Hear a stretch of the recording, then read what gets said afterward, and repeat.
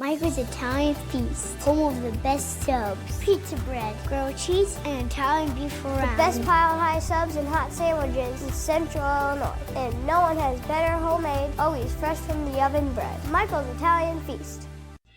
Looking for a new pair of boots? Time to replace that old cowboy hat? Branded Country Wear is Central Illinois' one-stop shop for all things country. From jeans to boots to accessories, Branded has something for the entire family. Stop in Monday through Saturday and let our friendly, knowledgeable staff make your shopping experience one to remember.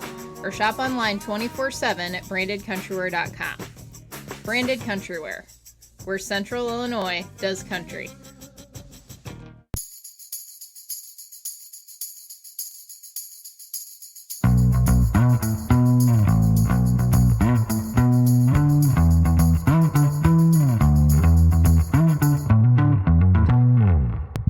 We are Local Union 649. Our commitment to safety, our state-of-the-art training facility, and our pride in the work we do to build America is what makes us stand out from the rest. We are Local 649 of the International Union of Operating Engineers, and we are looking for the next generation of equipment operating apprentices. With Local 649, you'll find more than a career. You'll find a family, creating legacies since 1917.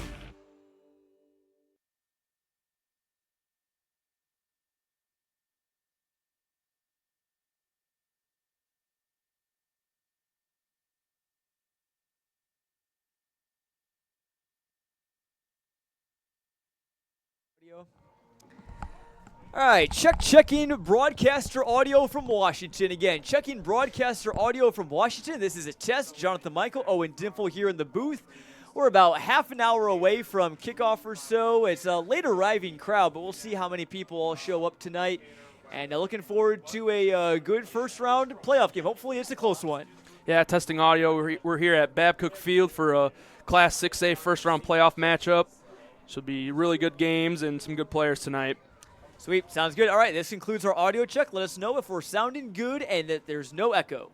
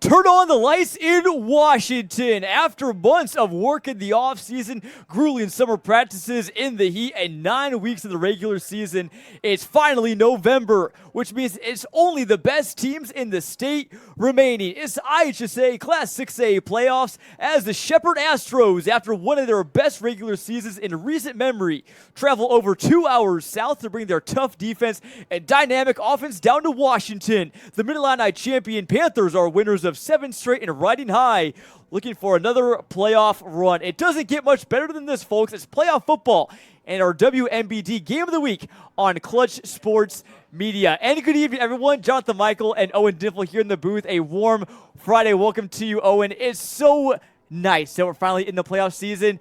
It's November, it's football weather, and it's just going to be some great football tonight. Yeah, finally November 1st, and it's just a great matchup between two really good teams. And you said it, the playoffs just bring the best out of the really good teams, and we should have two really good matchups tonight.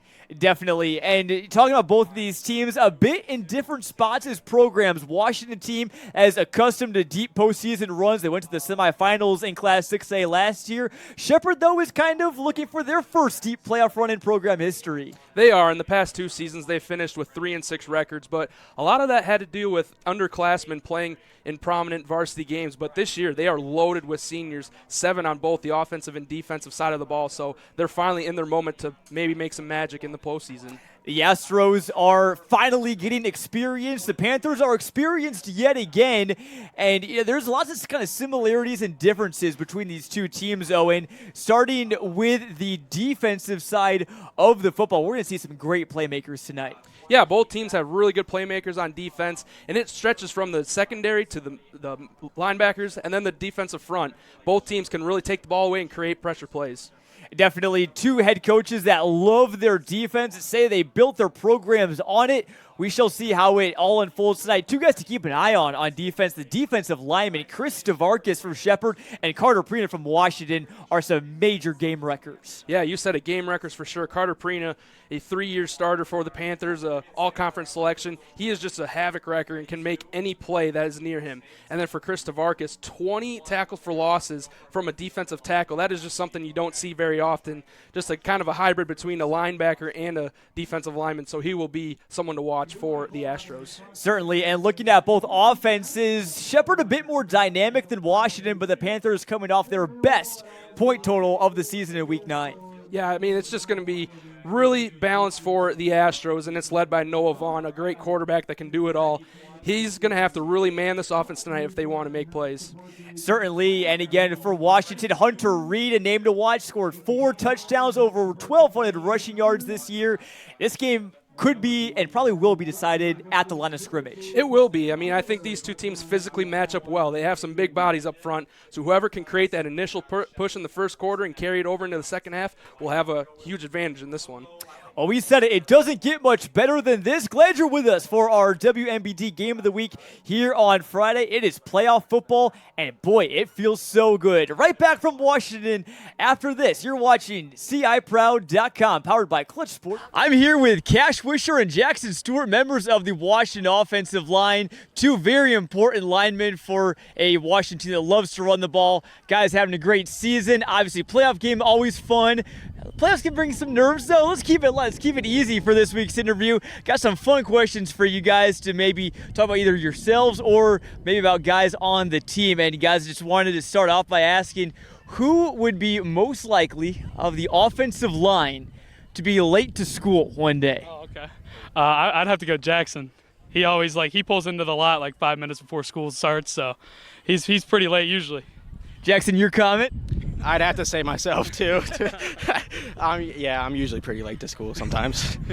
Definitely. Who would be most likely to clear the table at a buffet or team meal? Who's the biggest eater on the team? Definitely Sean Thornton. Sean, I've seen him put some food away. It's impressive. I'd have to say Cash on this one. I've seen this dude eat a lot. I've seen you eat a lot. Yeah. Favorite food while we're on the topic? Favorite food? I really like fried chicken. You can't go wrong with it. What kind of fried chicken? KFC, Popeyes, somewhere else? Actually, Bernardi's right here in Washington. Very good spot. There you go. I'd have to say some wings, some nice wings. Barbecue wings, buffalo, any wings. Got a favorite wing spot? Rumburgers in Peoria. It's really good. That is a good one for sure. I can vouch for that. And so try to think of other stuff. Who would be most likely, whether it's offensive line guys or on the team, most likely to rage quit a video game? Noah Bell. He's broken a couple controllers before. I play with him. He's broken quite a bit. I'd have to say myself. I throw a lot of controllers at the wall in my past days. Who would be most likely on the team, do you guys think, to be president or mayor one day? President or mayor? Jackson, you got an answer? I do. All right, I'll go after him. I'd have to say Cash because his grandpa's the mayor, so it only makes sense. All right, that's fair. I'd probably say, who's very smart? Who's smart? Miller Rampenthaw. That dude's smart. Good answers, all right there. Cash, didn't know you were the grandson of the mayor. That's pretty cool. And last question for you guys. All right, and then who, if you had to pick one guy on the team to be stranded on an island with, who would it be and why? I'm going to pick Jackson. You know, we've been friends a while. I feel like we can figure out a way to get off the island.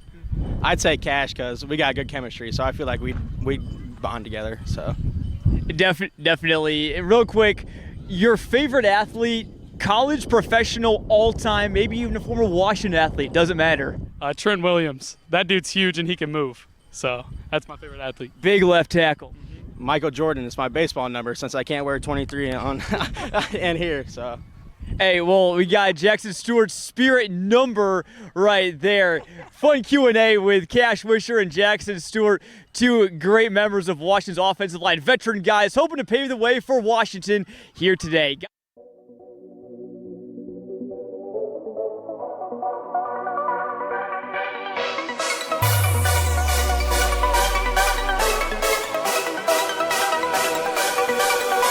Central Illinois, we're going to overtime.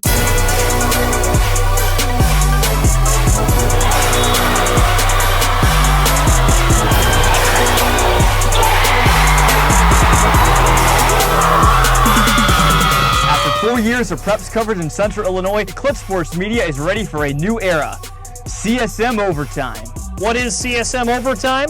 We're going beyond the broadcast to give you in-depth coverage of your teams, Your stories. Your stats and standings.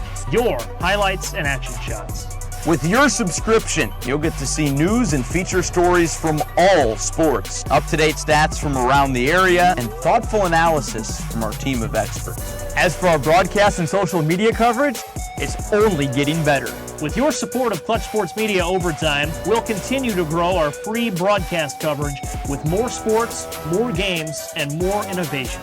And thanks to our partnership with Too Efficient Media, your social media feeds will be filled with Central Illinois' best sights and sounds. CSM Overtime will also give you access to full galleries from some of the most talented photographers and videographers in our region. As the new season approaches, it's time for more.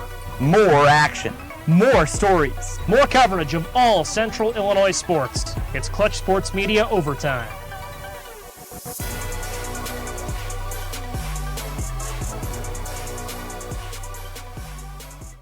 And we are live in Washington, where playoff dreams will be fulfilled and some will come to crashing to an end here tonight at Babcock Field. The Shepard Astros and the Washington Panthers. Thanks again for tuning in, everyone. Jonathan Michael here in the booth with Owen Dimple. And Owen, it's a great night for football fans starting to arrive a little bit of tailgate action going on across the street. This town is pumped up for another playoff run. That's what you can always count on with Washington and a lot of the surrounding Peoria and Central Illinois teams is that just the love for football. And this time of the year, everybody gets excited. All the coaches, all the players, all the fans, the community just really rallies around the fact. And, yeah, we see the tailgates, and it's always a great atmosphere at Babcock Field and should be a really fun one and a great environment for sure. It certainly will be. The band is on the field. The players will be coming out here in a bit. But overall, pretty nice night for our weather. It's definitely chilly. It is football weather, though, but really nothing bad in the forecast at all tonight. No, and you look at the players on the field and you don't see many long sleeve shirts. They're still rocking the sleeveless. They got the skin. They want to man the element. And that's just kind of the football players' mentality. They don't want to show that mental weakness of letting the weather get to them, but I'll tell you what, by the end of the game, they'll probably feel it because it's going to still get colder. Well, you talk about it. Those are two very tough teams for sure that love defense. But, we could see really any sort of ball game. This is one of the, we don't know where it's going to go. We talked about not all 7-2s are created equal. As a 7-2 team like Washington from Central Illinois, as good as a 7-2 team from the Chicago suburbs. It's always interesting to see one of those two geographic regions match up. Yeah, it's just very different of kind of the conference layouts. Just everything involved with it. And, at the end of the day, 7-2 is a great record. No matter who you play, you found a way to win 7 games out of 9 potential opponents. And sometimes in sports, it's a bottom line thing where did you get it done or didn't you? And both these teams did it 7 times this year. Well, someone's going to have to get it done to move on to the second round. Shepard just pulled in here to Washington a little bit ago. They had a 132-mile road trip down here to Central Illinois, about 2.5 hours. So their road to state runs through Washington. Again, looking for their first quarterfinal berth in program history. They're pumped up. Washington's pumped up. We're getting pumped up for playoff football here in our WMBD Game of the Week. We'll take a quick, brief break and come back with kickoff and more pregame coverage live from Washington. Michael's Italian Feast, home of the best subs, pizza bread, grilled cheese, and Italian beef around. The best Palos Heights subs and hot sandwiches in Central Illinois. And no one has better homemade, always fresh from the oven bread. Michael's Italian Feast. Looking for a new pair of boots? Time to replace that old cowboy hat? Branded Country Wear is Central Illinois' one-stop shop for all things country. From jeans to boots to accessories, Branded has something for the entire family. Stop in Monday through Saturday and let our friendly, knowledgeable staff make your shopping experience one to remember. Or shop online 24/7 at brandedcountrywear.com. Branded Country Wear, where Central Illinois does country.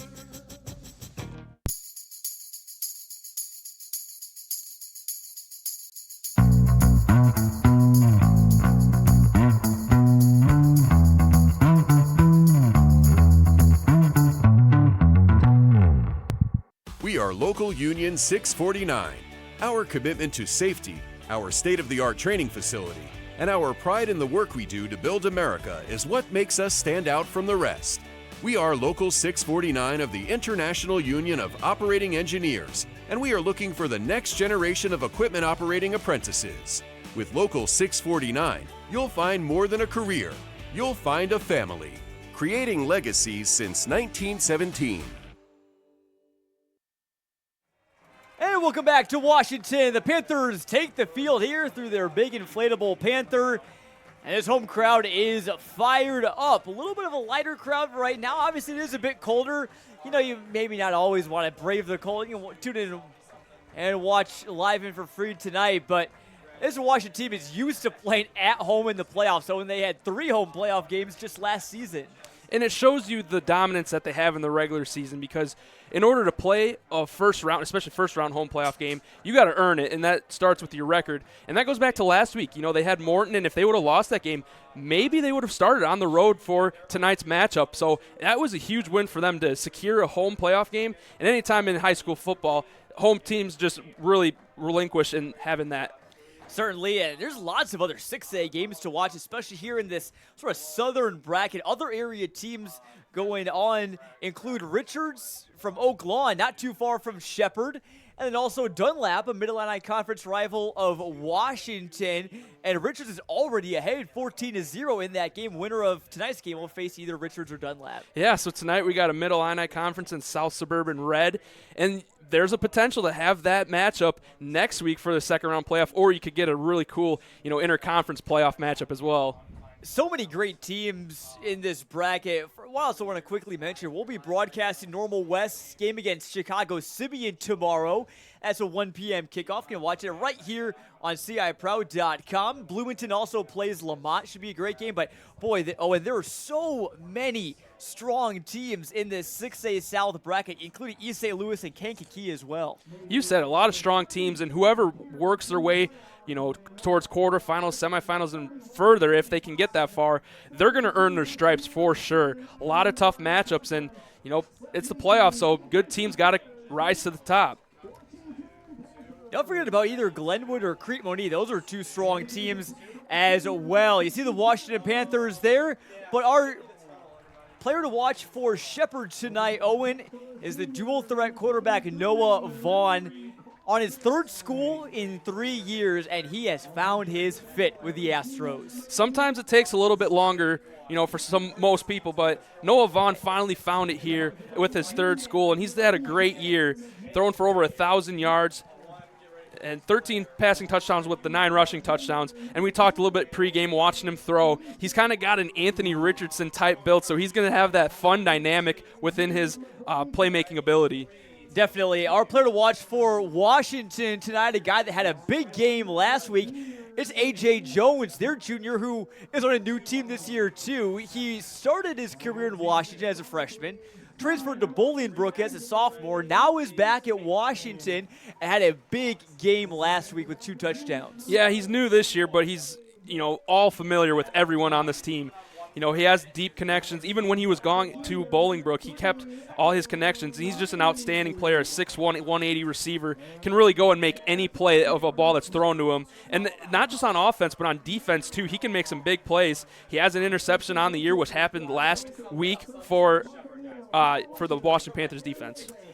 Definitely. Jones had a kick return for a touchdown and also had a dazzling catch in the back of the end zone. Also brings it to another point as well. Shepard has a great wide receiver in Cameron Tryon, number 11 in white, who we're going to watch tonight. And he's just like Jones, can make highlight reel plays all over the place. Yeah, and Tryon, he's just has a nose for the end zone. Can just find his way to on the receiving end or rushing end. Talking with Coach Roan of the Astros, he feels like Tryon has scored a touchdown in nearly 85% of the games that he's played. He's a senior this year, so watch for him to see if he can find an end zone tonight. You see our tail of the tape, both teams with the same record, pretty similar offensive scoring outputs, and pretty similar scoring defenses as well. This should be a close one tonight. Our coin toss tonight, brought to you by Hometown Community Banks, was won by Washington. They decided to defer.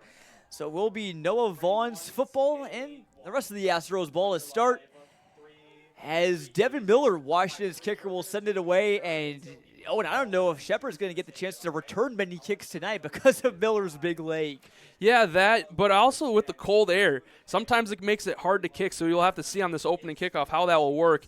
Just the coldness just makes that football just rock hard. So we'll get a good look-see for Devin Miller, but no question on his own ability rather than external factors.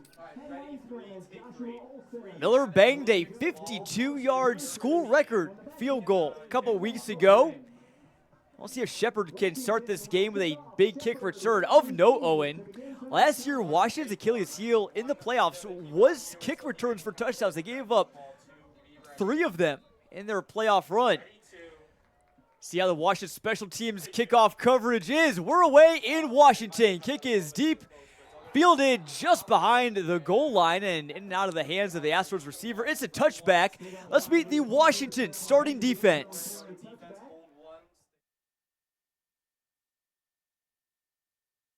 Carter Prina, senior, defensive end. Noah Bell, senior, D-line. Kaufman, senior, defensive line.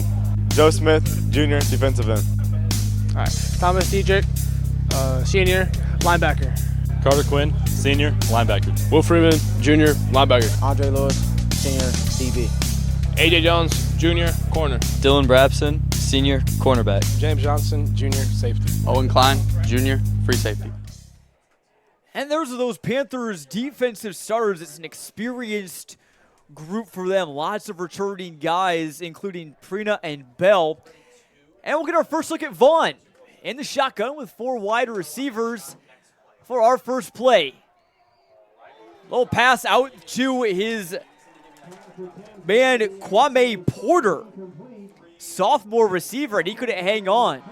Yeah, it looked like they wanted to go to the screen with the slot with Porter. It was a good pass by Vaughn, just in and out of the hands of Porter. And you wonder, also, like I said, with kicking the ball, how hard the ball is with the cold weather. Throwing the ball and catching the ball is going to be the same, principles as well. So they're going to have to make sure that they can get a hold on these footballs. Again, Vaughn's favorite target, Tryon, number 11. He's got the orange undershirt. It'll be easy to spot tonight. Lots of orange on the field. Here's a play action pass, slant, and it's broken up by Kamar Mack. Mack did a good job reading that route, and he broke in as soon as he saw his receiver go with that slant route. Almost had the pick right there, so already 2 incomplete passes, and this Panthers defense is forcing a 3rd and long. And Vaughn, has been so good for them this season. Over 1,000 yards passing, over 500 yards rushing. But in their last loss, which was against Oaklawn Richards, his head coach John Roden said he just forced things a bit too much in that game. And it's easy to do when you're in a big game. You want to be the hero, but sometimes you just got to settle down and play your game. He'll roll out to the right here. He's in some trouble, running out of space. Getting thrown out of bounds by Will Freeman. It's a quick stop for this Washington defense. Yeah, it looked like the Astros wanted Vaughn to roll out to his right, and it looked like Tryon could have had a chance for some opening if Vaughn wanted to force the pass. There wasn't quite a great window to, safely deliver it. In the end, I think Vaughn did a good job just plucking it into his arms and just settling for the punt.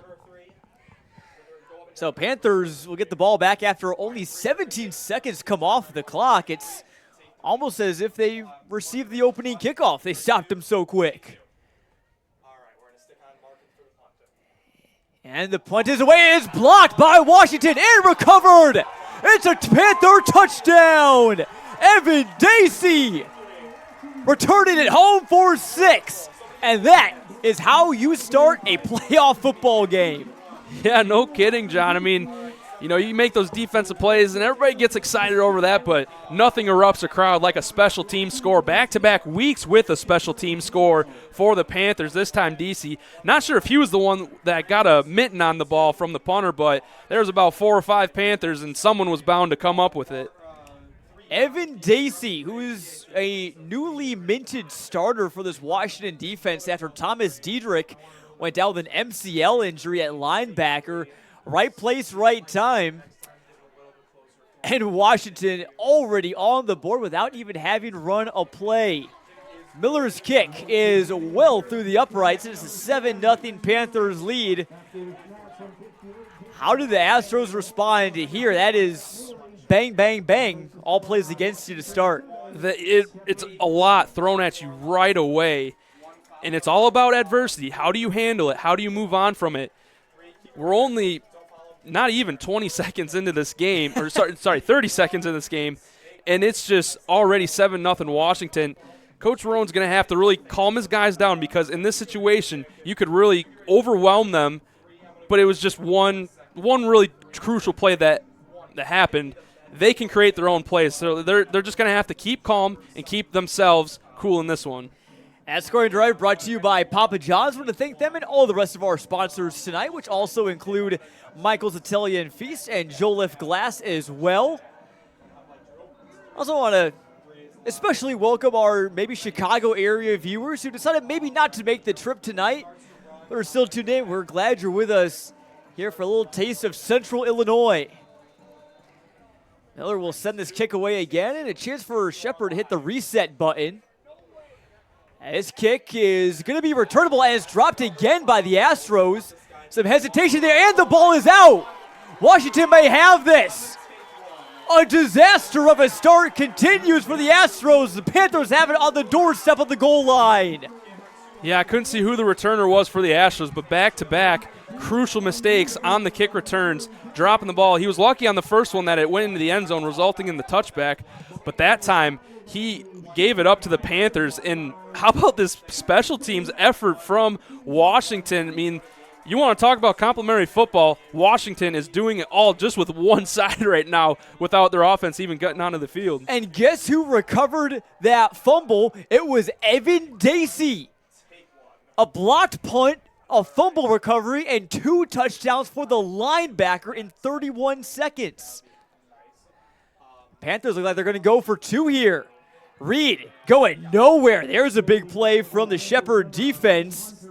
And Christian Kozak tackles them for a big loss. It wasn't. Or not the 2-point conversion, rather. I got ahead of myself. The touchdown was so recent, I thought that for some reason it was a 2-point conversion. But lots going on here. But 2nd and goal now from the 8. And that play for the defense. it wasn't a whole lot, but it was much needed because it just felt like everything was falling on top of them right away. The second play from scrimmage is a big hole for Reed. He plows in. 2 touchdowns in the first minute from the reigning state semifinalists. Boy, Owen, this is a team that plays their best football in November. You always want to play your best when it matters the most, and for Washington, they have proven to do that over the past couple years, and that just shows really a lot of the coaching. Todd Stevens in his first year as a head coach, but he's been with the program for a long time, and he just knows when to have his guys ready, and they are all bought in with it. His Panthers team is locked in. Miller's kick is good, and 14-0 Washington. Again, scoring right brought to you by Papa John's. And boy, the fans are pumped up here in Washington. Those flag runners getting a bit of more of a workout than they expected. Yeah, I mean, I have a feeling they might be running up and down the track all night. And then even like the cheerleaders, they do the push-ups after the touchdown. So at the end of the night, everybody's going to be getting their own workouts in. I don't know if any of the cheerleaders do the push-ups after, for how many points their team scores, but it could be a long night for their arms if Washington keeps this up. And I think it just went from bad to worse for the visitors. I wonder, Owen, playoff games like these, you drive 2.5 hours, you only get here about an hour and a half before the game. What if it just throws off your rhythm a little bit? Shepard rolled in at about 6 p.m. and we're kicking off at 7:30, so it's just kind of throws off your typical game day rhythm. I wonder if they're just kind of still trying to get set into that. Yeah, they're still trying to get to a point where they can feel comfortable in this game. But really, being on the road shouldn't be anything new to them. They have had 3 road games in the past 4 weeks, so they should have kind of been used to that travel. I know, when you're in the city, you don't have to go too far, but for this time, it's kind of proven to be a difference maker. And the Astros will just let that kick go into the back of the end zone. Not even going to risk trying to put their hands on that one there. Let's talk about our keys to victory. Well, easy one for Washington. We didn't have it listed, but score on defense and special teams. But also for them, they got to keep their eyes on number 10, Noah Vaughn, and open sesame, got to open big holes just like we saw Hunter Reed run through. Yeah, I mean, so far so good for Washington. They're doing exactly what, we thought would be huge for them to start this game. We haven't seen too much of Vaughn other than the opening drive where they went 3 and out. So we'll see if he can get anything going here on the second half. And for Shepard to kind of help them get back in this game, 2 applicable keys. Use your speed and force some turnovers. They're down -2 in that regard right now. But this is a very opportunistic defense. I mean, 13 interceptions and 14 fumble recoveries on the year. End around to Tryon. He's going nowhere. A tackle for loss, actually, as Noah Bell and I believe Jones got in on the stop. So far, we're seeing the aggressors be the Panthers on defense, trying to poke that ball out once again. I mean, they did get it out just after the whistle, and so, I mean, this is a defense that they're ready to go, but I think even after those plays that they already made, they're even more fired up, and they want to go out and make that next one. And just kind of a compounding factor, you get those big plays that already help you out on the scoreboard, then it fires up the rest of your team, it fires up your sideline. Everyone's feeling good. Probably not many nerves on that Washington sideline right now. Vaughn looking to pass. He's got Tryon for a gain of about 5. Tough collision there with his own guy. He'll set up about 3rd and medium. Yeah, good positive play for the Astros. And kind of going back to your point where they're really happy over it, but they cannot get complacent. There is still so much time, even just in this first quarter. They cannot allow themselves to get complacent because when you take your foot off the pedal, that's when things can happen and turn for the worse. Big 3rd down here for Shepard just to get something going their way if they can move the sticks. And they're playing in their first playoff game since 2021 after consecutive 3-6 seasons. It's been a fantastic return year for John Roan and company. 3rd and 5. He pump fakes. Vaughn. He's going to pick up the first down. He's got it. And there you see what Noah Vaughn can do, ladies and gentlemen. I think we're going to see a lot more of that tonight. Yeah, his rushing ability, just getting outside the pocket, and as we said, for a key for the defense, Washington defense, they're going to have to find ways to contain him and, force him into decisions that prior to that Richards game that he was making that kind of hurt them.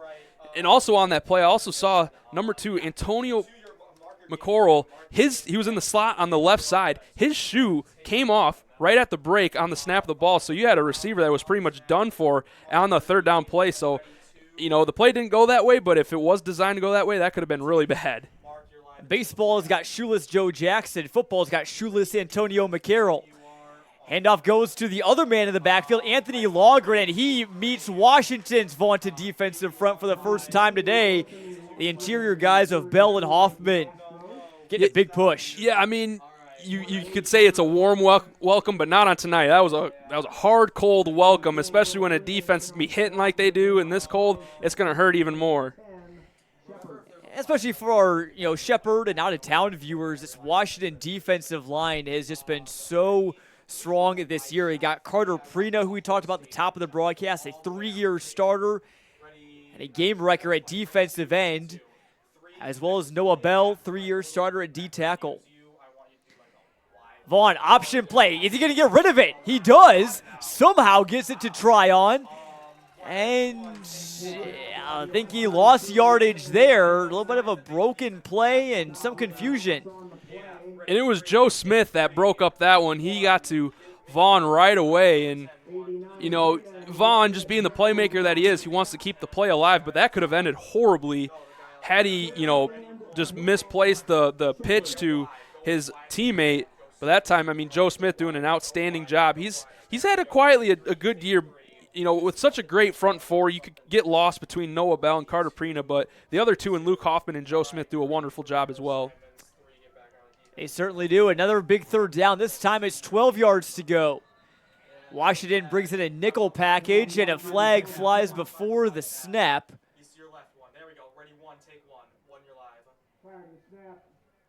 And this will be a false start on the Astros offensive line, which has some big guys, though. You look at their tackles, Jason Crow, 6'4", 260, Zion Carter at 6'2", 320, and some other smaller guys in the middle, but guys that are tough, too, in Matt Seamock and Aaron Reynolds. Yeah, and not small by much either. Big third down, and he connects with Tryon.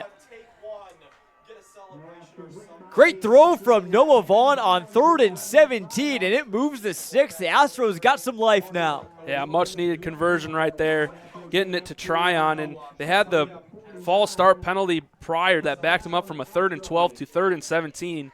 Things were looking real grim right there until, great pass from Noah Vaughn and a great catch in the middle of the field from Cameron Tryon.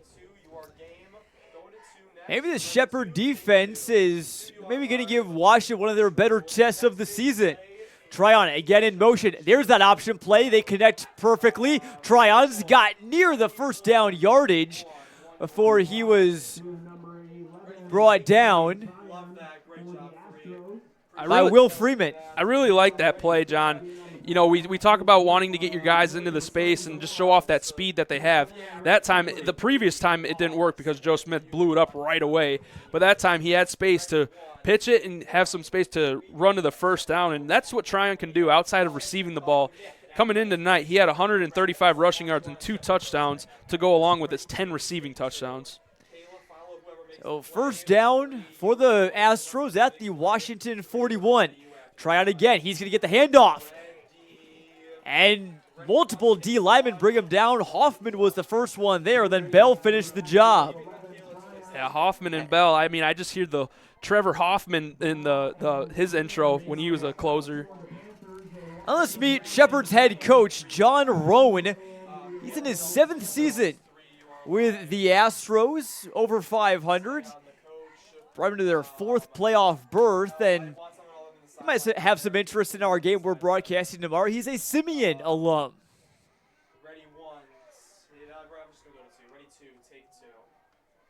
Second and 11 for Shepard. They've gone 1 step backward, but 2 steps forward on this drive. Flag flies.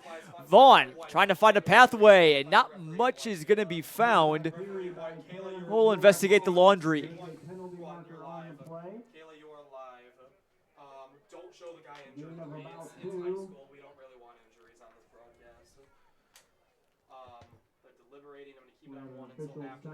And it was an official's timeout as a Carter Prina coming off the field for Washington, and certainly hope he's okay. Seniors had many TFLs and sacks this season on that D-line. Yeah, and going back to that play, so far that the Astros are trying to throw the ball. They want to get to their good receivers, but this secondary for the Panthers have really shut those plays down and forcing Vaughn to just tuck up and go into the middle of the line of scrimmage and seeing if he can get any positive yardage. But when he does that, he's met by that front seven for the Panthers, and especially Noah Bell and Luke Hoffman. Those D tackles have been huge for Washington tonight. We'll talk more about Shepard's defensive tackles next time they're on the field.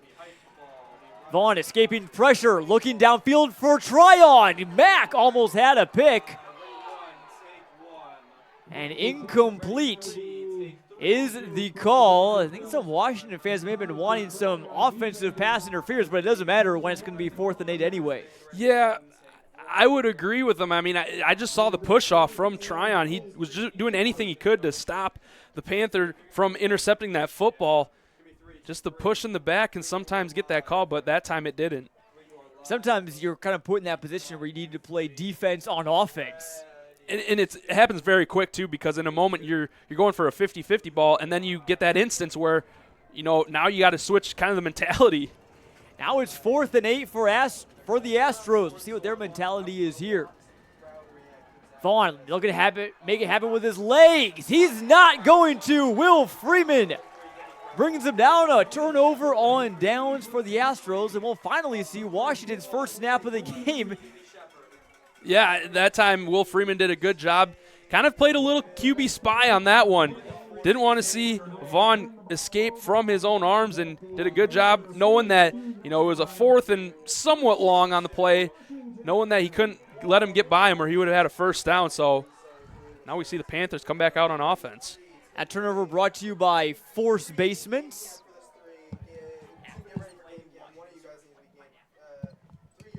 It's an I formation. It's a handoff to the fullback. Freeman, there he goes. Can the fullback take it the distance? He's being chased. He's still on his feet. Somehow down to the 2. What a run from Will Freeman. Just off and running. A little fullback dive action on that play. And I was really curious if he was going to make it to the end zone. Just the one guy had the chance. And even when he reached him at the 5-yard line, Freeman just kept churning his legs to try and get to the end zone, see if he had the more willpower to get into the end zone. I mean, literally willpower of Will Freeman. That was a weight room finish right there. I mean, he had clothes on him and just didn't bring him down. Now it's 1st and goal from the 2. Panthers looking to make it a 3-score advantage. It's Reed. He gets the call. He answers. 20-zip. Washington leads in the first quarter. John, it doesn't get more bread and butter for Washington on that play. Fullback dive sets you up for the 2-yard rushing touchdown for Hunter Reed. And, I mean, as of right now, Washington can do no wrong in this game. It has been a picture-perfect start for the Panthers. As Miller will try and make it 21-zip. Usually, you hand it off to the running back. He gets the big game, and then you hand it off to your fullback to finish it off. They decided just to switch it around there as Miller's kick is good. And the deficit grows for Shepard. You like what you saw, though, on that last drive from the Astros. Now it's just a matter of can they start finishing some drives. That's going to be a big key for them as that scoring drive brought to you by Papa John's. Yeah, it's going to be all about finishing and executing, and so far the Astros are just not executing in really any facet of this game. I mean, special teams, they're putting the ball on the turf. Defense, they're allowing the Panthers just to run everywhere on them. And then, on offense, they showed improvement, being able to move the ball, get some yards, but let's see if they can continue that drive, maybe get into a red zone opportunity and score a touchdown. But so far, down 21-0 is not ideal for the Astros.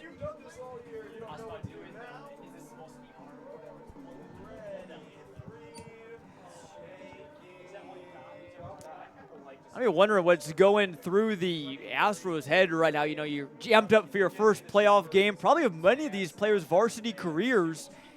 And you come down and you're down 21-0 midway through the first quarter. Still lots of football to be played, though. You know, crazier things have happened, but it's going to take lots of big plays for Shepard and company to turn the tides of this one. Yeah, Coach Roan's got a mountain ahead of him to get his team up and over it, but they have the physicality, and they'll battle to the end in this one. It's just whether they can keep that collective belief in it. Miller's booming kick is again going to fall just short of the end zone. This is a clean return, though. Zion Cole's out to about the 21-22 yard line before he is brought down by Caden Rickey. And, these big playoff deficits, or advantages, I should say, for Washington are no new thing for them. This is what they did last year. They beat Danville. They killed them in the first round game. They had 2 running clock victories in their 3 playoff wins. You see their success in the first round. Also what they did to their first 3 opponents last year. It doesn't get more dominant than that, John. I mean, and that was a really, really good Washington football team. They had a lot of seniors, and, this year there was a lot of questions whether they could replicate that success. In the first 2 weeks they struggled, but ever since week 3 they have really been rolling, and I feel like they're just as strong of a team this year as they were last year. Yeah, the record isn't as good as it was last year. They were 8-1 last year, 7-2 this year, but you could make the case that this is an even improved team from a squad that reached the state semifinals and gave East St. Louis a bit of a run for their money for a good portion of that game. That's a good team, yeah, and they came very close to being able to accomplish their goals of a state championship, or at least making it to the state title game. And coming into this year, they felt like that was the bar to reach for with this season. They knew that there's going to be a lot of turnover and guys were going to have to step up to fill some big holes, but they still believed that a state title appearance was within reach. Yeah, and they lost 28 seniors last year. It's kind of a matter of, well, who's still left? Well, it's all of these guys. They were just sitting behind even better players last year as a first down run there from Anthony Logren. He's also going to be a guy that Shepard's going to have to rely on if they want to get out of this deficit, especially if they can establish the run. Yeah, Logren, a very impressive running back, 822 rushing yards and 12 touchdowns as well. When you look at him, he's got the 5'11", 205 frame, so he looks like he could be a power back, but his coach really said he's more versatile than anything. He would like him to be a little more power, but in the end, he can just do it in many different ways. And also he has really good hands, so they feel comfortable putting him in the slot and let him run a route. Yeah, he's their second leading receiver this year behind Tryon. As Vaughn takes a snap from the 36, he connects with McCarroll here, and not much doing. The ball may have came out at the end out of bounds, but he was pushed out by Evan Reed, Washington DB, a senior brother of Hunter Reed, who had a big game last week, a season-high 8 tackles. Yeah, on that play we see, one running back that we talked about being versatile in Logren. Then we get to the other versatile running back as well, Antonio McCrell, getting the receiving end on the swing pass. Now it's 2nd and 11. Most of Shepard's plays have either been kind of boom or bust, as we're going to get a timeout called here, our first of the game. And again, we haven't seen much of the Shepard defense, but when we do, it's going to be the Orange Crush versus the Orange Crush.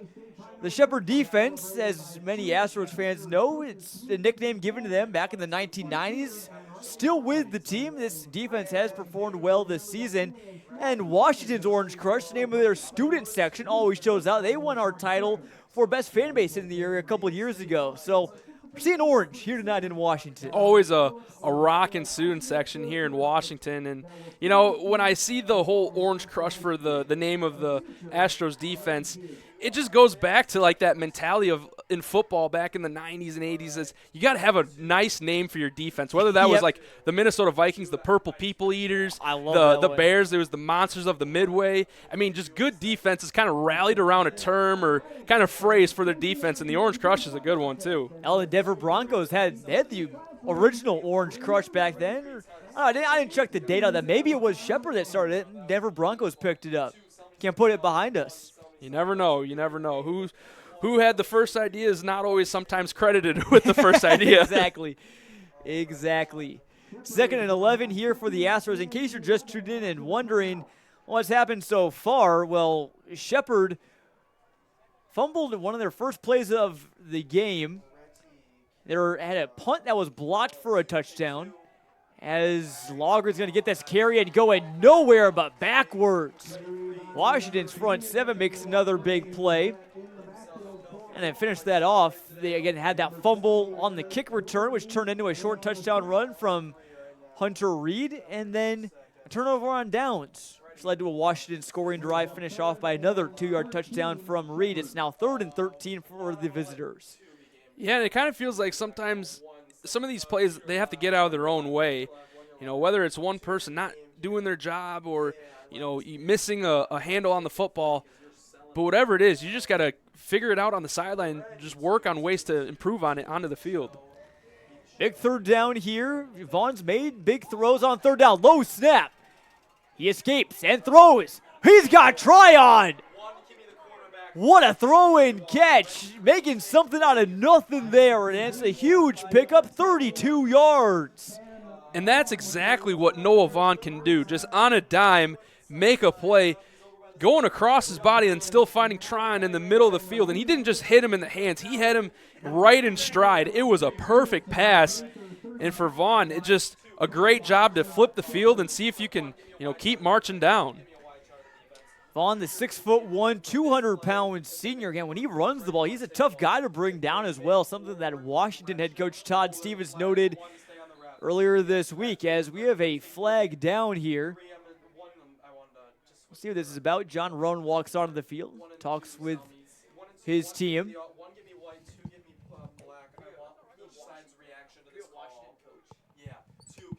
And we'll see what this call is about.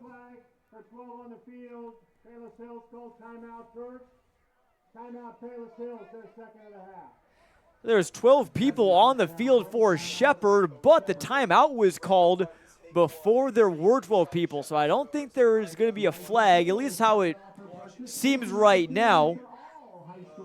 It's very interesting. You don't see that too often. It's usually either you break the huddle with 12 guys on the field and it's automatically the flag. I mean, it's very rare you see the timeout called beforehand, but this time Roan got it off. And let's meet Washington head coach Todd Stevens. You see him in the huddle there in the gray pants. He's a first-year head coach, but no stranger to this Washington program.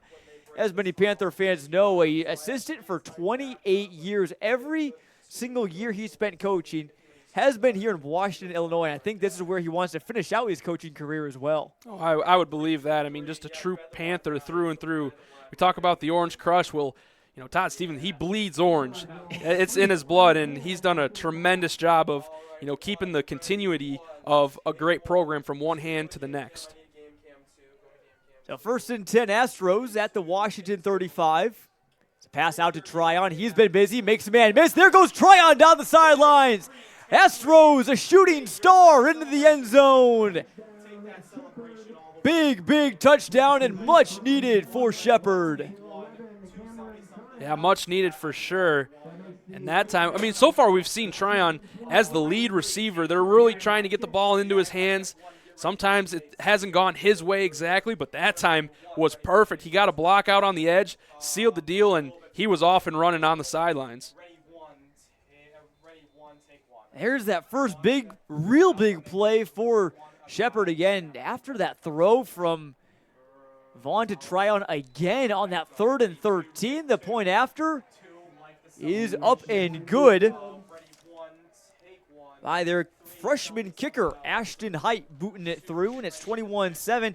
Now, Owen, you know, you feel like you get a score. It's a 2-score game. Scoring art brought to you by Papa John's.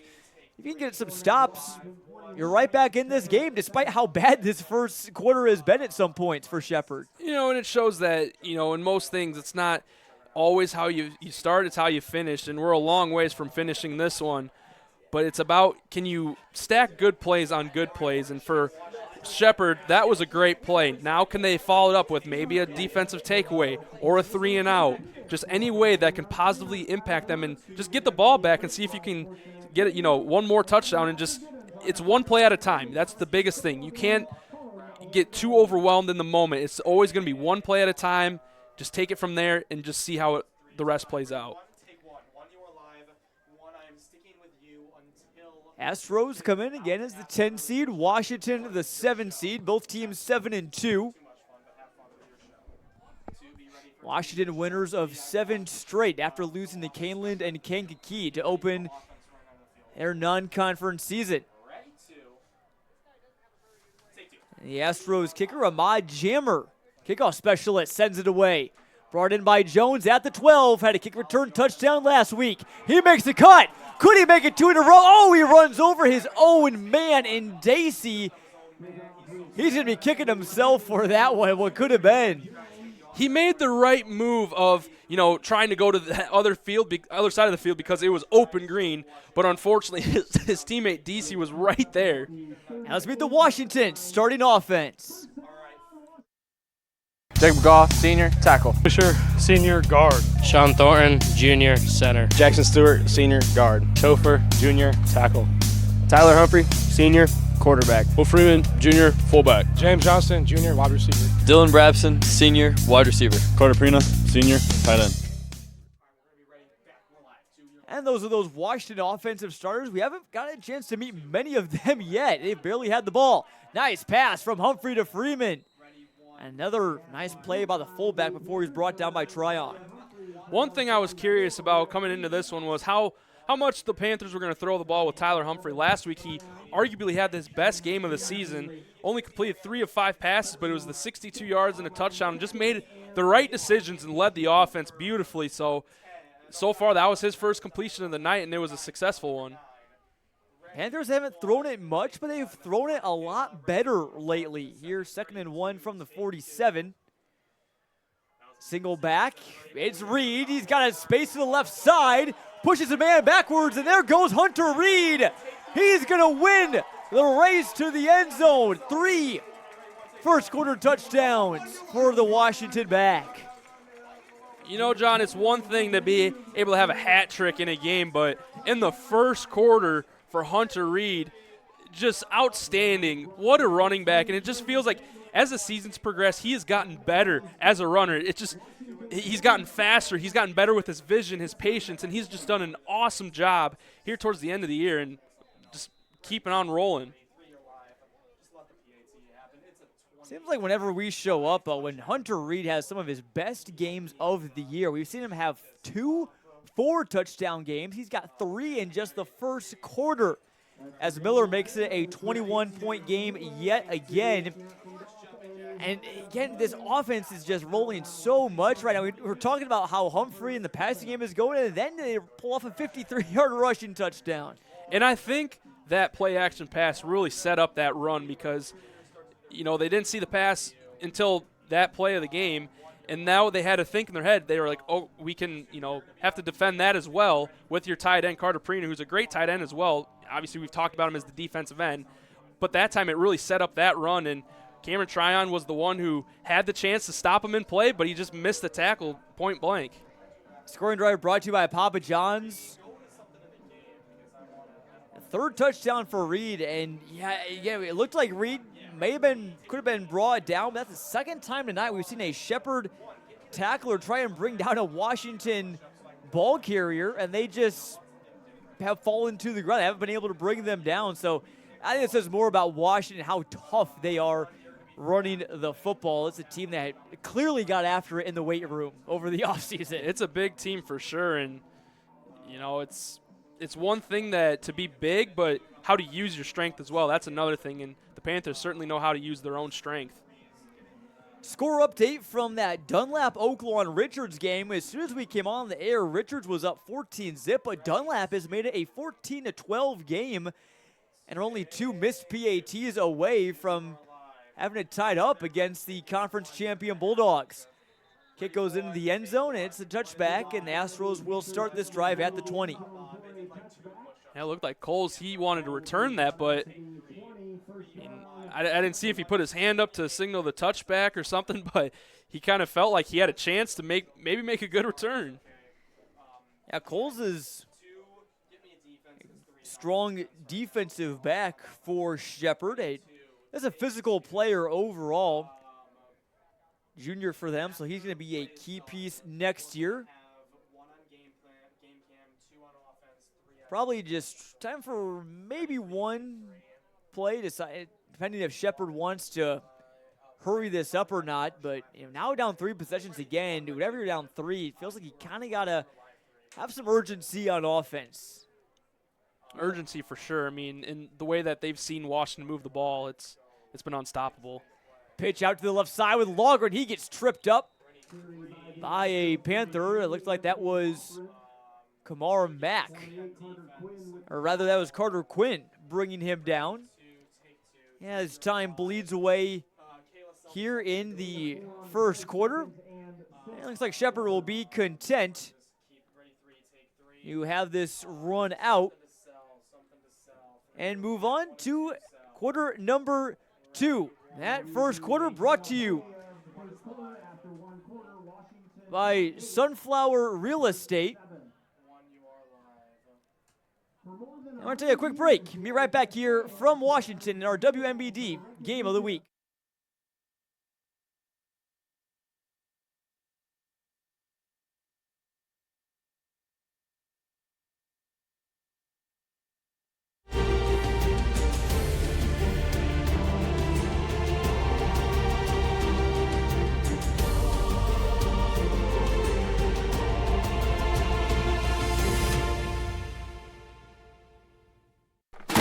Sam Lehman of Morton, the #1 Ram truck dealer in Illinois. Ram Power Days is back. Don't miss it. This month, take over $15,000 off 2025 Ram 1500s and all heavy-duty crew cabs. And during Jeep Adventure Days, take $12,000 off MSRP on all Grand Cherokee and Grand Cherokee L Limiteds. Plus, save over $16,000 on a brand new Jeep Wrangler. All here at Sam Lehman of Morton, where we do the deals no one else will. Did you know that missing just 2 days of school a month puts your student at risk of not learning how to read or graduating high school on time? Every student deserves a bright future, and the first step is showing up. We'll see you at school. Elite Sports Recovery is an inclusive wellness facility for all ages and expertise. Our certified athletic trainers set the standard for recovery with cutting-edge equipment. Rebuild, restore, recover. Elite Sports Recovery. Book online today. And first play back of the second quarter as a keeper by Noah Vaughn. He didn't do much there. Sets up another third down. Astros have been behind the sticks multiple times tonight, but Vaughn's been able to get them out of some trouble. See if he can do it again. That time he just got popped by Will Freeman and Joe Smith. I mean, he tried lunging forward, but that momentum was quickly and abruptly stopped by that duo. And you could almost hear the pop from up here. Will Freeman has been quite the player. Had a pick six last week, that long run back in the first half, and another big hit there. 3rd and 8 officially. Vaughn making it happen with his legs.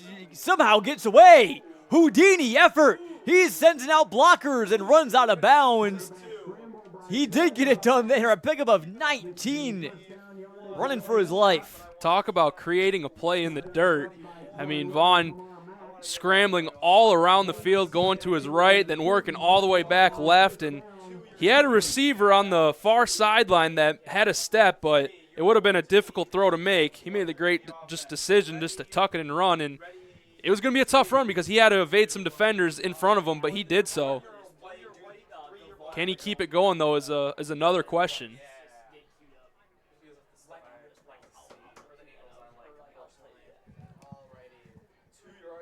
Now from the 41, Vaughn facing some pressure from Noah Bell. Throwing it away, and the pass is deflected by Carter Prina. But Owen, again, Noah Vaughn's been such a big playmaker for them. He's taken the Vaughn way home. He's had multiple stops his high school career. You see, he started at St. Rita for his freshman and sophomore year. Then was at Bremen last year as a junior, now at Shepard. But he has really flourished and found his fit for this team. And again, it's been, John Roan could not say enough about his senior quarterback. Yeah, and the one thing that I'm really curious about with Noah Vaughn is what from each stop has he really kind of absorbed and took with him? What did he learn at St. Rita that he took to Bremen? And then what did he learn from those two that he brought here? Because whatever it is, it's really came all together. He'll keep it here on 2nd and 10. A solid pickup brought down from behind, so he'll pick up some more yardage up to midfield. But I was talking with John Roan before this game, and he said that this system that Vaughn is in was completely different than what he had last year at Bremen, and he still has flourished. He picked up the playbook well. He says that he's not just doing it, he knows why they're doing things, how they're doing things, just very cerebral guy, and that's what you need at quarterback. You know, anybody can be told, you know, what they have to do on a given play. That's what we see a lot of the times. But when you have that deeper understanding of why you're doing it, that gives you the ability to kind of make things on your own but still be critical and smart about it rather than reckless. Definitely. It brings up a 3rd and 1. Vaughn calls his own number. Sliding forward, he may have gone down just a bit early. There's a late flag.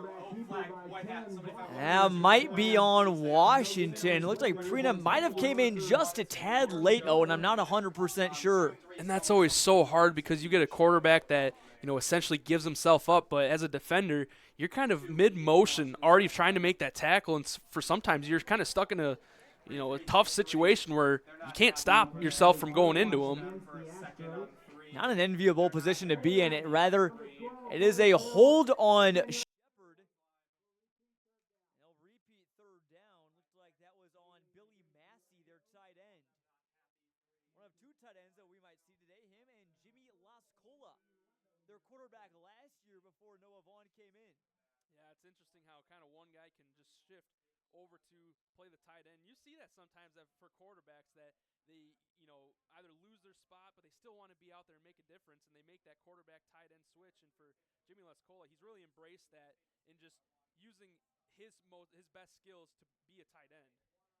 See if Washington can get off the field here. 4 wide receivers. Vaughn looking for a crossing route and connects with his man. 1st down, Shepard. It's to Anthony Logren. Tell you what, Logren didn't look like a running back on that play with the in route over the middle. And that was just it was a tough catch in traffic for him. Wasn't sure if he was going to get kind of a slight hit to knock the ball loose, but he did a great job of pulling it in and getting the 1st down. Well, these 3rd down plays have single-handedly kept Shepard in this game. If it weren't for a few of these conversions, ball game might be trending towards being over in the 1st half, but Shepard's still very much in it, driving to try and make it a 2-score game. Vaughn will keep it. Still on his feet, plowing forward, and falls across the 40 for a gain of 4. I'm just watching these Washington defenders, almost an impossible player to defend. You never know where he's going to go. And that time, it looked like it was going to be a tackle for loss in the backfield, whether it was a loss of 1, loss of 2. He turned that into a modest 4-yard pickup. And like I saw him, he took the football and he went over the guy's helmet. Not necessarily the most smart play to do, but, I mean, for him, that was just, he felt like he could do it, and he did it. I think there's probably not many things that Noah Vaughn can't do. Hand off up to Logren.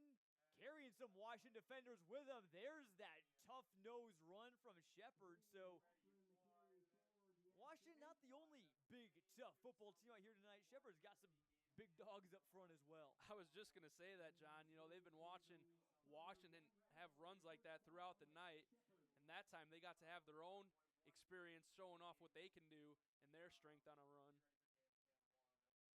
It's an offensive line again that has 3 juniors and 2 seniors. Lots of seniors on this Shepard team.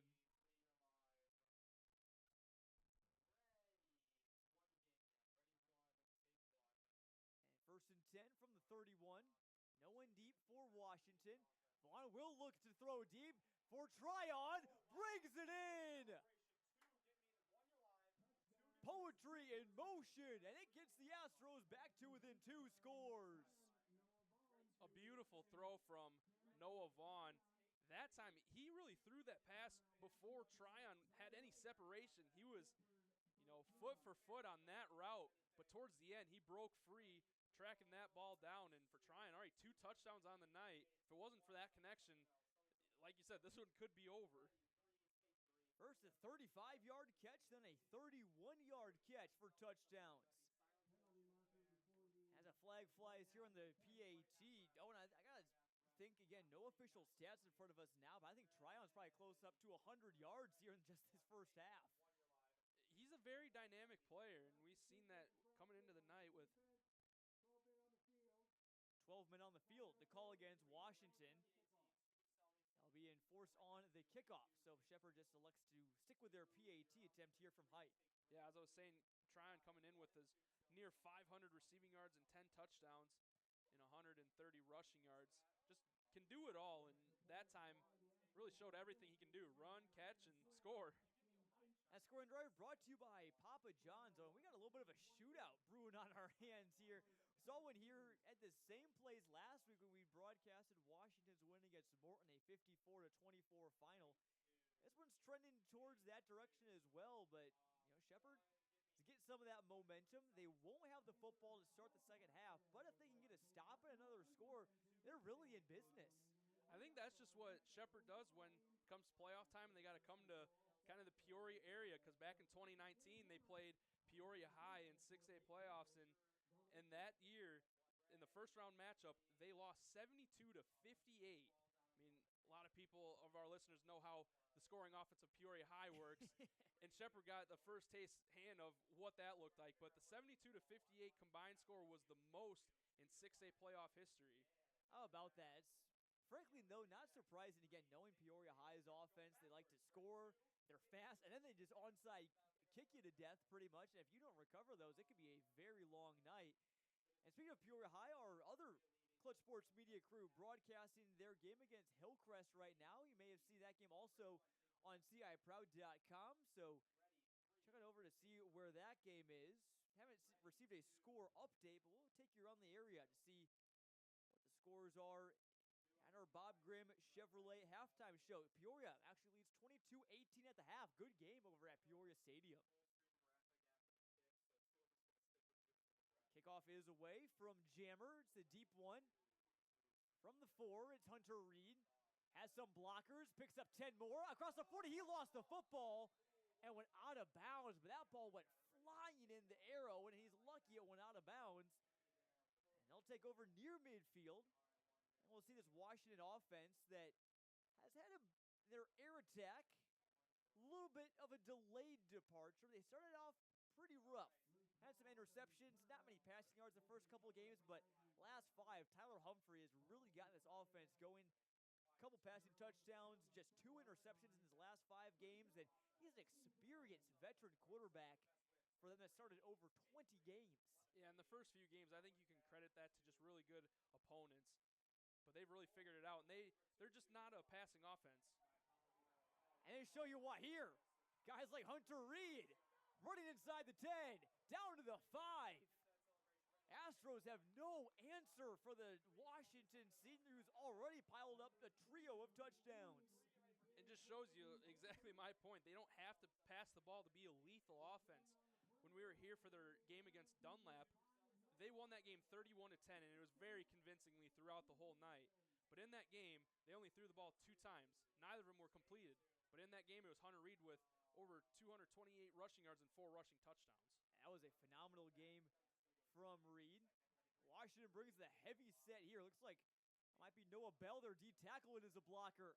He paves the way for number 4 for Hunter Reed. 2 plays is all that Reed and the Panthers need. It just feels like a rinse and repeat kind of thing for Washington, John. Just give it to Reed. They'll work the way down into the 5-yard line, then give it to him again, and he'll find wide open grass. Panthers trending towards another season-high scoring output in back-to-back weeks. First a 48-yarder, then a 5-yarder to cap it all off. Miller's kick is good, and it's 35-14 Washington. So this Astros run defense has got to come up with some answers because their offense has done their job. Now it's time for the defense to do theirs. The offense is starting to find their way in this game with the 2 touchdowns, and obviously that Vaughn to Tryon connection is what's working for them. Defensively, nothing's working. I mean, they can try and stack the box and defend it that way, but it looks like Reed is beating that regardless, and this offensive line is getting the push it needs to be able to beat that. Reed came in tonight with 1,252 rushing yards and 20 touchdowns. He's already bumped that number up to 24. And he's following the footsteps of Kanon McQuarrie, all-state running back for Washington.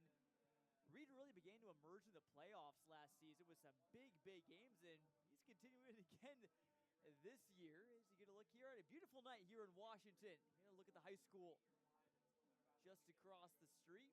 We'll be there for some basketball not too long from now. Hard to believe.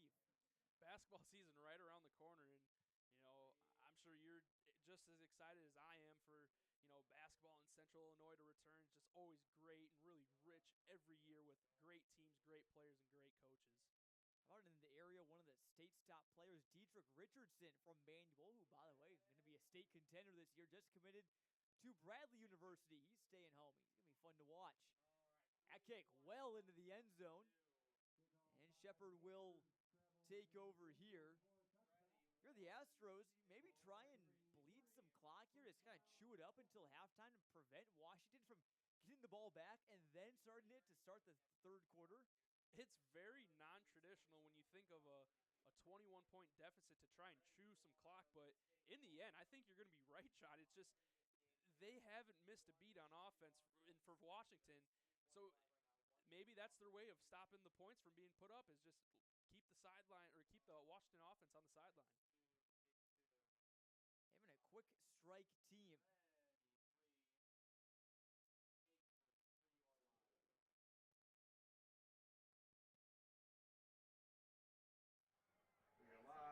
So 1st and 10. Vaughn will throw it deep. Dangerous ball, but no danger there. Into the hands of Cameron Tryon. What another phenomenal ball off the hand of Noah Vaughn.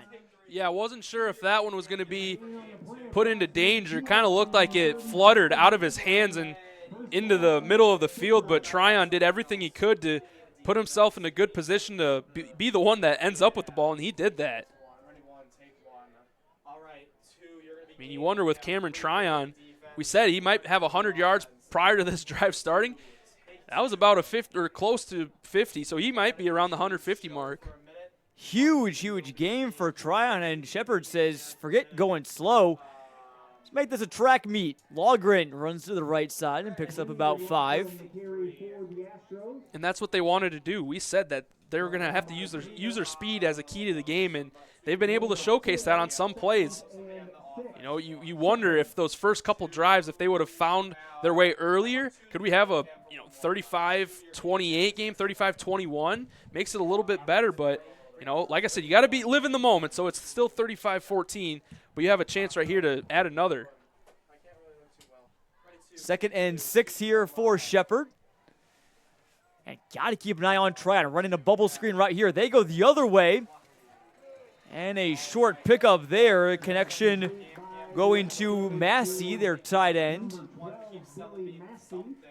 Massey on their roster listed as a QB, a tight end, and a defensive end. Guy that can wear many different hats for this Astros team. Kind of like a Taysom Hill for the Astros. Quarterback, tight end, you name it, he can do it. And let's revisit our keys to victory, Owen, again. Those keys we talked about for Shepard, using your speed, they've clearly done it with Vaughn and Tryon. Now, can they just force some turnovers and, get the ball with 2 possessions in a row, preventing Washington from scoring? Vaughn, right into the right side, got some space inside the red zone. Another nice pickup there. 12 yards when they needed 5 on 3rd down. And they go into the red zone, brought to you by Ashley Furniture Home Store. Yeah, I mean, we're really seeing just great displays of offense in this one. And, I mean, just a lot of points are going to be put up tonight. We've already seen it, 35-14 right now. But it just feels like the Astros team is very capable of keeping up with an offensive putout like it is. It's just whether the defense can make those stops. Vaughn in some trouble, looking for guess who? Tryon, and that ball sails over the back left pylon. That'll set up a 2nd and 10. And, you know, really, if it wasn't for those miscues early, that blocked punt returned for a touchdown by Evan Dacey, and then Dacey's fumble recovery on the ensuing kickoff, from which they scored pretty quickly and made it 14-zip before even the first minute had elapsed. It's been a pretty much a neck-and-neck ball game. Yeah, it really has, and, you know, those plays really put Shepard into just a bad situation from the start. But I've been, you know, impressed with their ability to, at least in some form, have some responses. You know, in situations like that, they could just, you know, curl up and say goodnight, but they are still trying to put forth an effort. Fighting for their playoff lives tonight. Vaughn looking to throw. Contested ball, incomplete, ripped out by A.J. Jones. He had his hands over his head. He wanted the pick, but that is a pretty nifty pass. Deflection right there. Yeah, he kind of went over the top of the receiver to just get a better angle of the ball, and that's where it proves to be good for a wide receiver to be playing on defense as the DB. And, yeah, he definitely feels like he should have made that play. And Jones, you know, makes his name known as a wide receiver. He's receiving some Division I interest, so I'll be interested to see his college pursuits, especially next season. But he has really made a name for himself on defense, too. He had never played defense in high school before this season. And it's been huge for them. 3rd and 10. Vaughn got rocked as he threw, and that one sails into the back of the end zone. So now 4th and 10 from the 17. Well, I'm not sure if this is field goal range or not for Ashton Height, but I think that Astros may go for it, and they indeed will. Yeah, I think you're in a better position to go for the first down rather than trying to kick the field goal. I don't think even if you make the field goal, I don't really feel like it goes a longer way in coming back into this one. In the past few plays, they were targeting the end zone. So I wonder if they still have that philosophy on this 4th down play, or if it's just going to be get to the first down marker. I'll probably pass here. 4 wide receivers, 2 on each side. They go play action. Vaughn's protected well. Comfortable throw. Brought in by Zion Coles on the doorstep of pay dirt. And what really stood out on that play compared to the others was that Vaughn had time. He had time to see the defense, to step into his throw, and deliver a dart. The previous plays, Washington Panthers were just surrounding him as soon as he got the snap. But that time, it was crucial for the offensive line to get that protection. Huge 4th down conversion. You know, Vaughn is definitely a guy that we've seen tonight. Been comfortable to throw on the run, but I think any quarterback will want to throw with his feet set like Vaughn did there. 1st and goal from the 1. Logren in the backfield with 4 wideouts. They will go Logren's way. Runs into a wall. 2nd effort. He's in.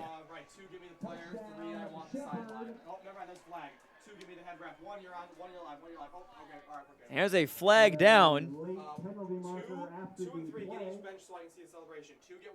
Yeah, you wonder if this is something that happened during the play or after the play.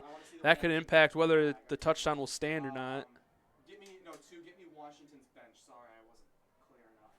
We see number 66, Tylen Vincent, slow to get up. Now he's able to get up and move. I'll see what this is all about here. For the moment, Logren's got the touchdown. Make it a 2-score game. That would be Logren's 13th touchdown of the season. And a personal foul on Washington's Noah Bell. And that will be enforced on the kickoff. So another small little victory there for Shepard. And the touchdown for Logren will stand. Yeah, not sure what really caused that personal foul, but, you know, you always wonder if the players are, you know, being too aggressive or a little over-competitive and say things that, you know, catch the ear of the officials. Just got to make sure you can keep that in check. And the point after is up and good as Will Freeman I believe, came in hot trying to block that kick and was a bit shaken up. But a nice scoring drive there by the Shepard Astros, who have had a response pretty much every time after those first 3 touchdowns from Washington.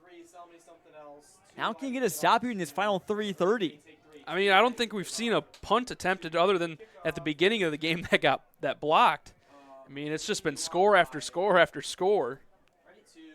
35-21 here, and we're just a few minutes before halftime. Oh, what's really interesting is, especially around Central Illinois this year, some of the highest scoring offenses in the area have been ones that don't run the ball, or I should say don't pass the ball a ton, but are big ground proponents. You think, for example, Elmwood Brimfield, small class 2A school, they run the ball about 60 times a game. They hardly ever throw, and they average well over 40 points per game. You see what Washington's been able to do with a ground first attack. Wouldn't think that it would be that way, but you can run the football and still play in some track meets. Yeah, and I feel like coaches probably appreciate that fact that the run game is still alive in the modern age of football, that people want to get tricky, want to throw the ball, but the run game is still here to stay. So a kickoff from the Washington 45. It's a squibber. This is going to be a tough situation for the Panthers.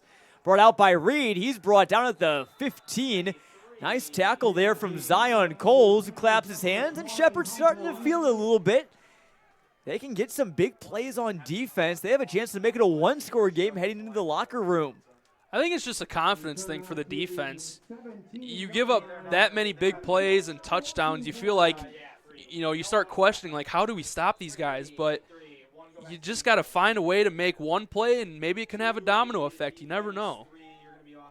Really curious to see, especially in the second half, what kind of adjustments Shepard makes to potentially contain that Washington ground game, which we'll see here with Humphrey. The quarterback keeps it and runs into a whole host of Astros at the 20.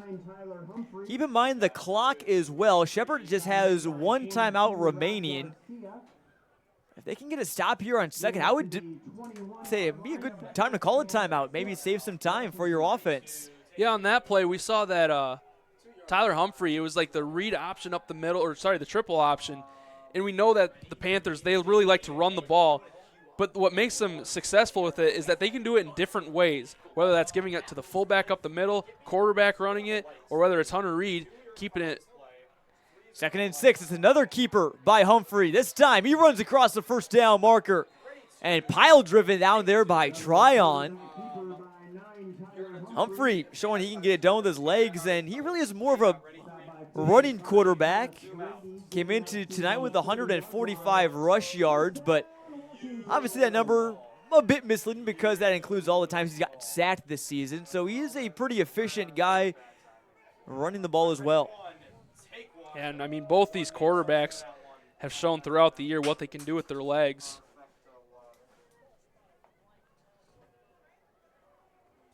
Vaughn a bit more so than Humphrey tonight. But the fullback, Freeman in motion. It's a give to Reed. Bounces off the first defender and then eventually brought down. Looks like there by Chris Stavarkis, defensive tackle. First time we've called his name tonight. Oh, and again, he's been a massive, massive presence for them figuratively and literally on that D-line. And that just shows what great of a job that the Panthers front offensive line are doing against them. I mean, 20 TFLs coming into this one, and he's been kept quiet. Stavarkis, John Rohn described as a really old-school player, loves to hit people. And so does Thomas Grady, bringing down Reed for a small loss. It's going to set up a 3rd and medium. There's that big TFL that Astros defense needed. I don't know if they've had one before that tonight. I don't think they have either, and now there's a 3rd down opportunity. You said it, John. If they could get a stop here and get the ball back, maybe they can make it a one-score game. So this is a huge opportunity going forward here in the rest of the half. Astros holding on to their timeout. Now 1 minute left to go. Humphrey's going to keep it. Faked out the Astros. Has some space. Has the first down. Tyler Humphrey, 3 rushes in the last 5 plays. All pick up good yardage. Very timely selection on that one. Everybody was keying in on Hunter Reed getting the football, and why not? I mean, he's been doing it the whole half. But that time, Humphrey really sold the fake and took it himself, and, yeah, just a great read and great play by Tyler Humphrey. And, you know, again, you look at Humphrey's stats, you compare him to, you know, guys like Noah Vaughn, for example. They definitely don't stand out at least passing the ball. But, again, his impact of the team isn't necessarily reflected in his numbers this season. You know, just the fact that you can have a guy that started all of your games last year, that went to the state semifinals, he got a season and a half of starting experience. And Todd Stevens says he is a phenomenal game manager. When you have a strong run game, that's really all you need. And what makes Washington even more dangerous coming into this postseason is the fact that he started those 4 playoff games last year. He knows what he's going to see and what to expect. And that is just, you don't see many quarterbacks around the area that have played 4 playoff games the previous year and could have a chance to play maybe, you know, multiple the next. Certainly, and, you know, if you face East St. Louis especially, and teams like also like Glenwood, Crete Monee, you've about seen it all at that point. Especially in 6A. Panthers' postseason path, probably not going to feature many of their teams from last season. Is a nice pass outside to Humphrey, or I should say Jones, on the out route. Picks up about 6 or 7 on first down. Or actually about 3. Looked a bit longer than it was. We'll see how the Panthers kind of work their way towards halftime. Still have the 45 seconds, but ball near midfield. Yeah, you do have the big leg of Devin Miller, who knocked in a 52-yarder just a few weeks ago. Humphrey, nice pass to James Jones, wide open. He's got some blockers across the field. Jones inside the 20. Huge play and still on his feet inside the 10. Pushed out of bounds, and that's the gain of 46 to a wide open Johnson. Johnson, he has 64 receiving yards throughout the entire regular season. He about matched that on that one.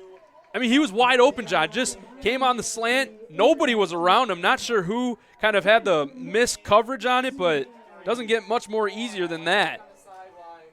Nice ball from Humphrey, hitting him in stride. And, you know, Johnson, a player that sometimes feels like almost the forgotten man in that Washington offense, but you can't forget about him. A big presence, too, 6'4", 195. They could go to him here in the red zone, especially, too. Freeman, the fullback, in the block on this running play from Reed. Not much doing there. Clock continues to tick, and now Washington takes their second timeout with 26 ticks remaining. They're still in a good spot here. You know, you got the 26 seconds on the play clock, a timeout in your back pocket, and you're inside the 10-yard line. So they could really go any direction that they want to. And looking ahead to the second half, Owen, you know, we've seen Washington multiple times throughout the season and throughout the last few years. They are a very strong second-half football team. Whatever it is that they do in halftime, whether it's, you know, rehydrating or coaches talking to the players, or maybe it's the players talking to themselves saying, these are the fixes we can make. Whatever it is that they're doing, keep doing it, because they have found it every single time. And it's not even situations where maybe they had a rough first half. They can go from half to half of just good football. I always like to think, you know, again, I never played football. I don't know what goes on in halftime locker rooms, but I always like to think that, you know, maybe if I was a football player, I'd love to use one of those Theraguns at halftime. I would definitely keep one in my locker. It definitely helps with, especially not so much on a night like tonight where it's cold, but when early in the season it's really warm and you're battling the cramps, those definitely can help in that situation. Also, what helps, too, is, you know, Washington has no two-way linemen. They can control the line of scrimmage because they have so much in the tank. What do they have in the tank here? Another touchdown by Hunter Reed. That is number 5 of the first half. And another late blow for the Washington offense dealt to Shepard. John, what's that popular song? You got the I got 5 on it? I think Hunter Reed's got 5 on it tonight. He may have more than 5 on it if he can continue this pace.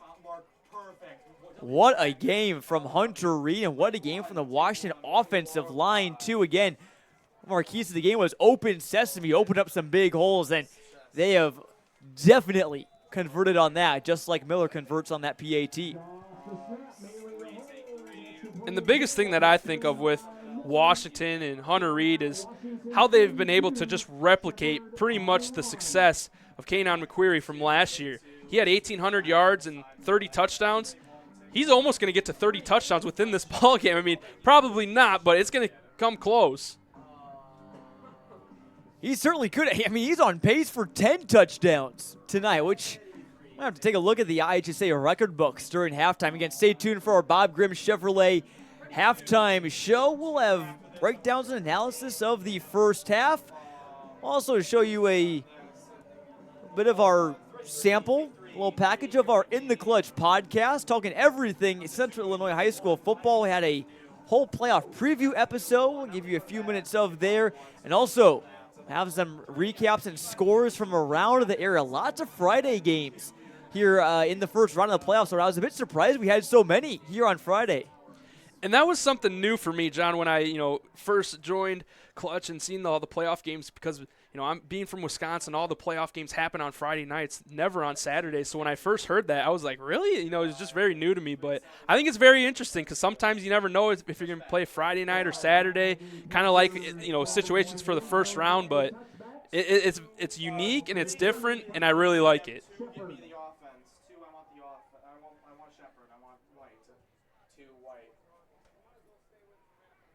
And so with 21.9 seconds to go, Shepard comes back out. They'd probably have to get it all in one play or have to get something out of bounds here again with one timeout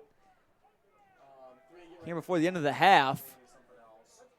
But I think if you're Vaughn right here, I think you're definitely looking in the way of Cameron Tryon for sure. I was just going to say that, and if you're the Panthers on defense, I think you almost got to maybe put a little double team coverage on him because he's proven that he can just run and go run under any football that's thrown into the air.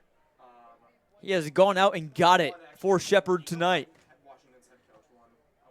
Vaughn looking to throw, going deep, a wobbly ball. Tryon pushed off, but wasn't even looking in the direction. Incomplete. Yeah, no hesitation from Vaughn on that play. He was going to Tryon's way the entire way. Wasn't sure if he was able to get his head around in time, but I think that one just sailed out of bounds. Good news for the Astros is that didn't take that much time off the clock. 16.1 now to go. Now, if you're Washington, especially if you're a Chicago Bears fan, you know what not to do. That's to send everyone back. You still got to guard the sidelines because if you can pick up those 15, 20 yards, it could set up a Hail Mary. Vaughn will chuck it deep here. And that one's also too far for his senior wideout. And we've seen the safety help over the top on that pass to Tryon. And it's just really fun to see Vaughn really air out the football. I mean, he can really throw a beautiful spiral and really far down the field as well. He's had a couple good touchdown passes tonight.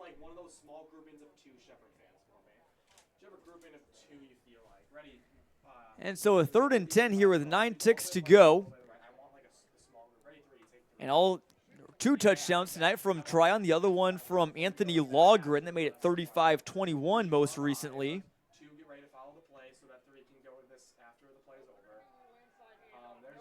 And it'll be a handoff. Not much doing. Logren runs out of bounds with 3 seconds to go. So 4th down, one last play call here. What does the playbook entail for you here, Owen? What do you call it? I mean, you would think punt it, but the last time you did that, it resulted in a block punt and put up the Panthers into their own 10-yard line. So I still expect them to punt it on this time, but you can't deny that that's in the back of their heads when making this decision. And Todd Stevens figures, well, I can't take this timeout into that locker room with me, so I'll call it now and figure out the potential punt block unit here. Again, already blocked 1 tonight. They've blocked a couple this season.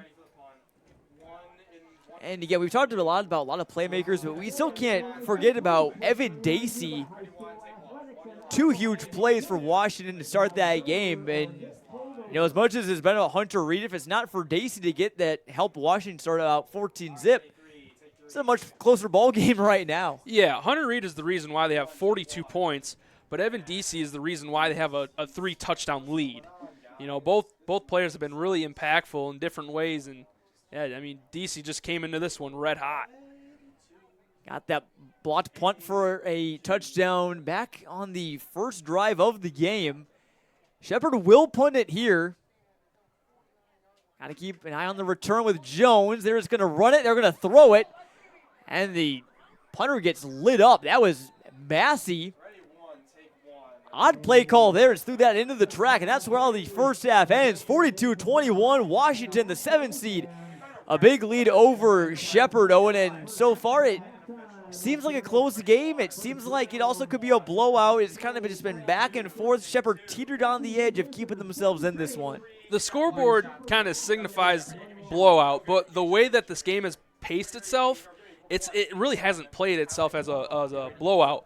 I mean, there's been responses, some attacks, and just overall a lot of points being put up. But, you know, as we go into the halftime, we talked about Washington being able to find whatever it takes to continue their dominance or fix it going into the second half.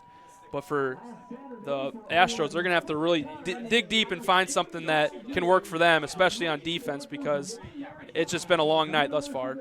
We'll see what they have in the second half. Again, Astros have not played bad. Noah Vaughn has been playing good, but Hunter Reed, 5 touchdowns will do it for you in the first half. That second quarter brought to you by United Way. I want to thank them and all the rest of our other sponsors, including 2 Men in a Truck, Adam Merrick Real Estate, Pepperell Chiropractic, and the 3300 Event Center. We'll take a quick break and step aside here from Washington. Bob Grimm Chevrolet halftime show coming your way up next. Don't go anywhere, folks. You're tuned in to the WMBD Game of the Week on CIProud.com.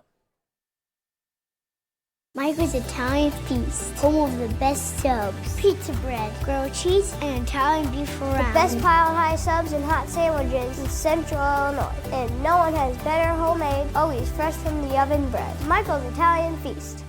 Why call 2 Men in a Truck for junk removal? If you're like Sarah, you've got a full garage. You need space, and you need it now.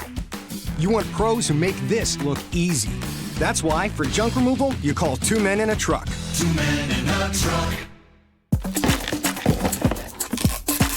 That mountain of boxes won't pack itself, but Peoria Production Solutions will. Let us handle your packaging and assembly. Our highly trained team uses computerized inventory control and specialized equipment to ensure your customers receive their items on time. Let us help you grow and scale your business.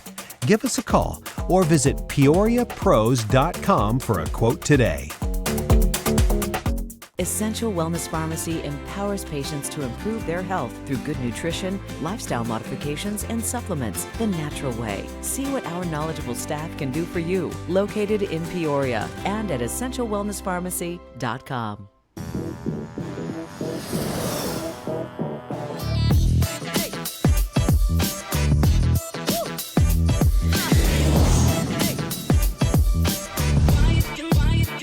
Hi, I'm Webb.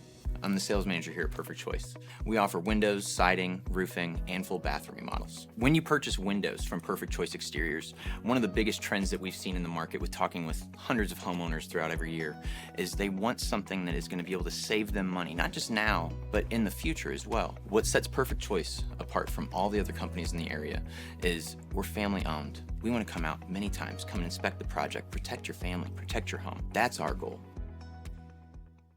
Family banking from a name you trust, Hometown Community Banks. For over 6 decades, we've been here right where you needed us. High-quality banking services delivered by caring professionals, people just like you who live and love Central Illinois.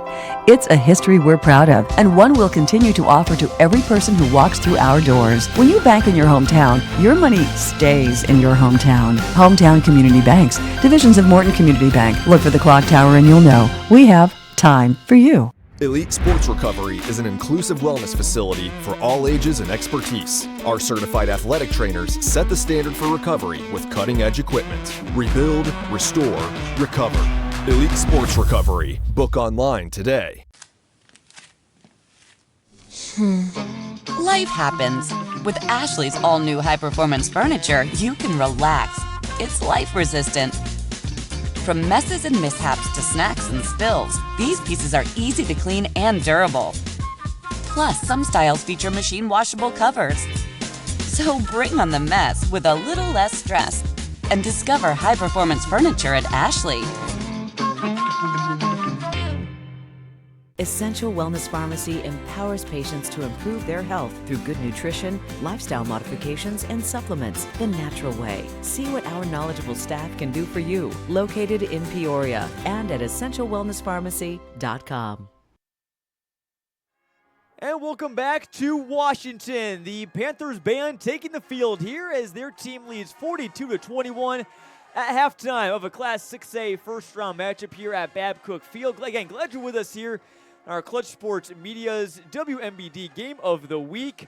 It's been a back-and-forth game so far. Washington jumped out big early, but Shepard has helped keep it a ball game here, especially ahead of this second half. Again, we talked about earlier, we had a chance to do our In the Clutch podcast. As we talked about every first-round playoff game around Central Illinois.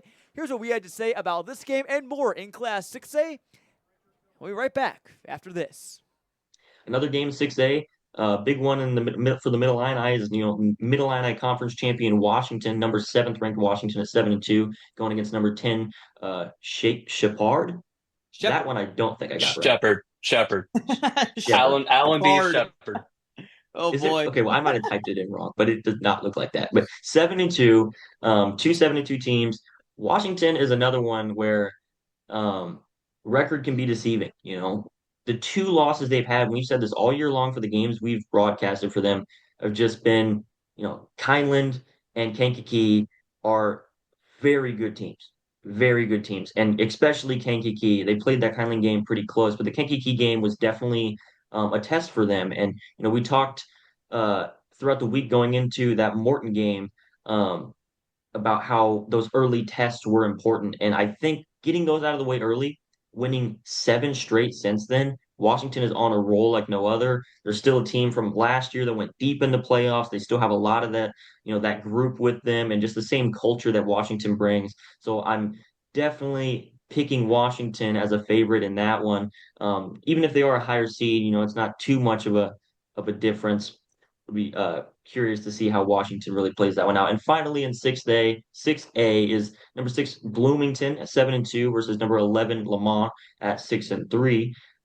Bloomington is a team where it's kind of similar to all the teams in this 6A bracket where besides Dunlap, they have been dominant in the games that they played. The 2 losses they have are against Peoria High and Normal Community.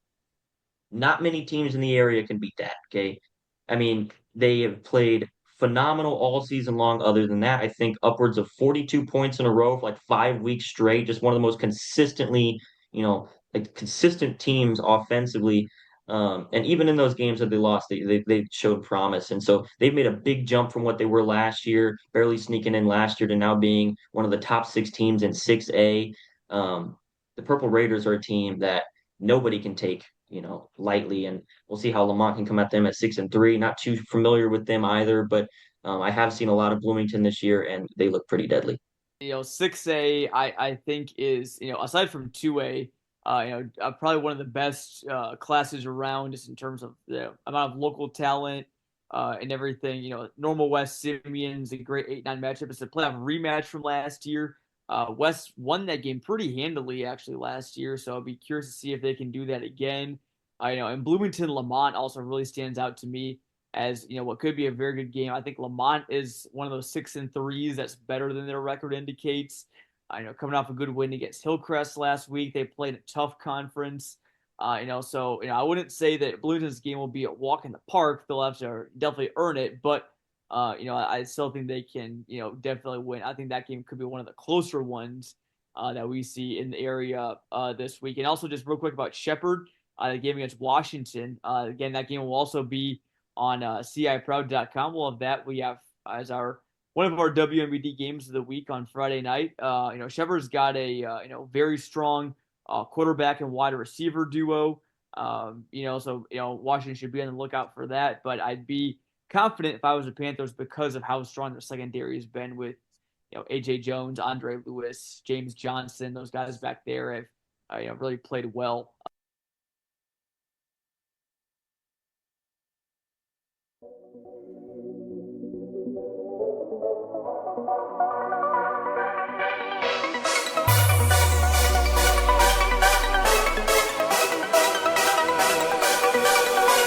Central Illinois, we're going to overtime.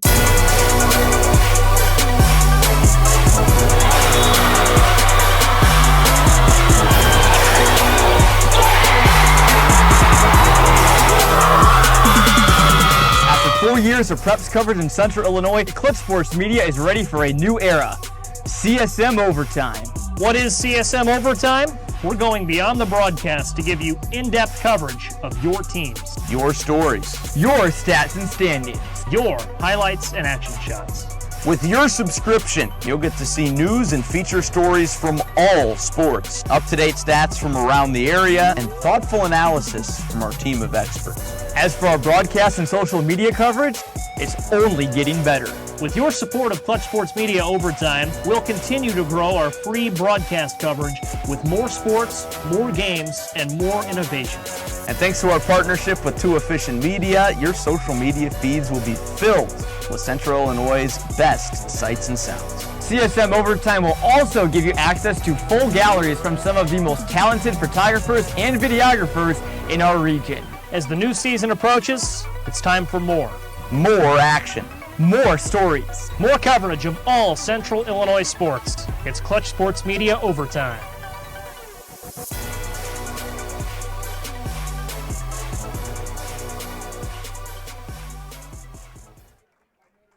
And welcome back here to Washington, our Bob Grimm Chevrolet halftime show. Moving on here, Jonathan Michael and Owen Dimple in the booth here with you talking about the first half. And Owen, let's start with the visitors, Shepard. It's a bit of an interesting half for them. They went down 21-0 about midway through the first quarter. Had lots of miscues. Looked like it was going to be a long night. They have made themselves get back in this ball game, but like you said, they want to try and get some other guys involved, except Noah Vaughn and Cameron Tryon. Those two have been carrying this offense. They really have. And, in games like this where, not a whole lot has been going your way, you want to stick with the things that have gone right. And for them, it has been Vaughn and Tryon and that connection. But really, it's also their running back, Anthony Logren, who has been a key catalyst for the offense coming into this one. He had a great regular season, just about 1,000 all-purpose yards and 12 touchdowns. I mean, he can be incorporated in multiple ways. If you still want to pass the ball, you can pass. He has great hands. He had a couple catches there in the first half, so you wonder if you can get him some, good routes, and maybe that'll take away some of the pressure off Tryon so they can, because towards the end of that first half, the Panthers are starting to double up or have safety help over Tryon. So, and we've talked about how the adjustments that the Panthers can make. I'm sure one of them is going to be how can we limit the connection to Vaughn and Tryon. Definitely. And for Washington, again, Hunter Reed, 5 touchdowns. Do you keep going to the ground some more, feeding the hot hand, or you trying to expand that pass game that they've wanted to try and expand here in the playoffs? I think you got to keep it with Hunter Reed because not only is it working, but they are just straight up dominating with it. They certainly have been. Let's take a look at our Central Illinois scoreboard. Some interesting scores around the area. Dunlap just scored a touchdown and 2-point conversion. The 15-seed Eagles lead Oaklawn Richards out of the South Suburban Conference, same as Shepard, 20-14 in the fourth quarter right now. That could set up a Mid-Illini matchup in the second round. And how fun would that be to see Dunlap and Washington in a playoff matchup? It just... you originally look at the playoffs and you probably just look over the fact Richards, probably a better team than Dunlap, probably should be able to win that at home, but Dunlap doing a great job fighting. And 2 other close games as well. P&D up on Rochester and a 4A barn burner at halftime, 42-38. And Piatone leading Eureka, Class 3A school just down the road by 1 in the fourth quarter. What a great night of football here in Central Illinois. We'll be back and wrap up halftime and start the second half when we come back here on CIProud.com.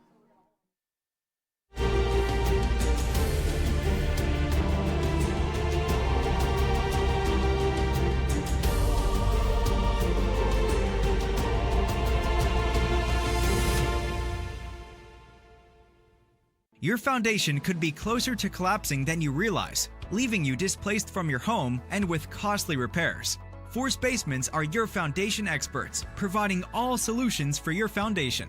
We offer several repair options to prevent a collapse and rebuild services if it has collapsed. When picking a foundation expert, it's important they offer both repairs and rebuilds. You're not a foundation expert if you can't rebuild one. Call 309-834-1769 today. From the very beginning, she was my support, my cheerleader, always giving me the best she could. Now it's my time to find the best for her, and that started with a call to Shannon Fauner, Sunflower Real Estate Group. Their lifestyle transition experts became part of our family, working with us to find the right fit for Mom, making sure she was ready, and getting her excited for her new home. Shannon Fauner, Sunflower Real Estate Group, the key piece to your puzzle.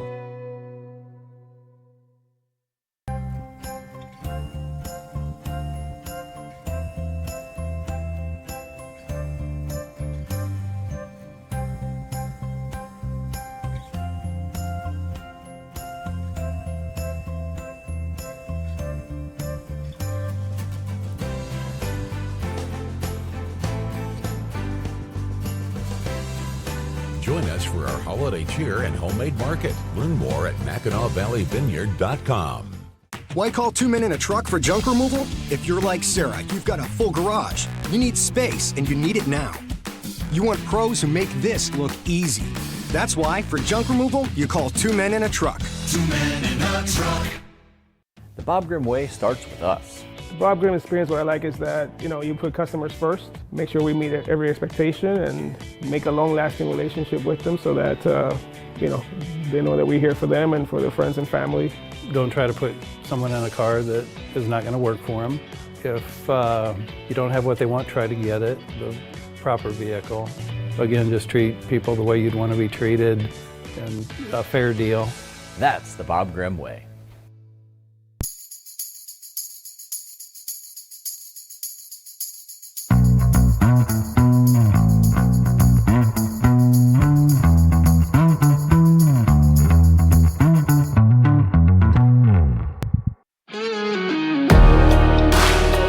Passionate, focused, strong, qualities that you look for in a great athlete, and also a great lawyer.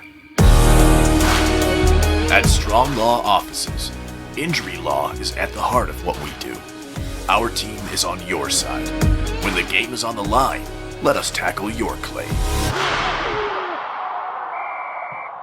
The heart of Illinois needs volunteers, and you can make a difference. Be part of a global community of people who care. Discover the joy and satisfaction that comes with improving your community and the lives of the people living in it. United Way connects volunteers who are ready to work with opportunities in the local area, driving real change made by individuals like you. Join United Way in improving the lives and communities around us all. Sign up today at volunteer.hoyunitedway.org.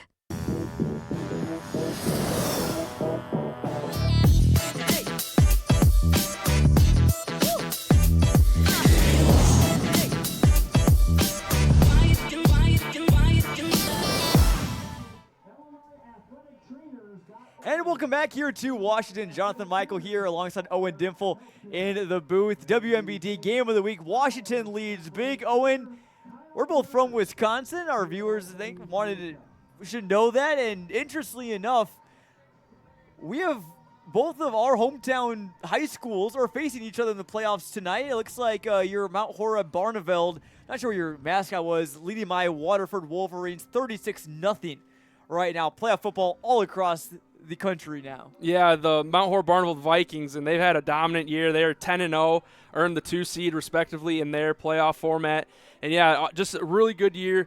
Good quarterback play. Running backs have been solid for the team, and so looking like they're going to upset, or not upset, but knock your alma mater down. But in the end, I mean, probably just a great year for both teams. Definitely a great year for both of these teams here tonight too. Shepard, and we talked about it before, they're seeking their first quarterfinal appearance in program history, and all starts here in the first round. They got a steep mountain to climb, but we'll see what the second half brings as we're getting ready to set to kick off here from Washington. Yeah, that was a goal for the Shepard team to be able to reach the quarterfinal, and they knew that they were going to have a difficult path to do so, but in no way, shape, or form did they not have the confidence to be able to think that they're a possible quarterfinal team. But as you said, it's going to take a great performance here in the second half, maybe possibly a miracle performance, but we've seen crazier things.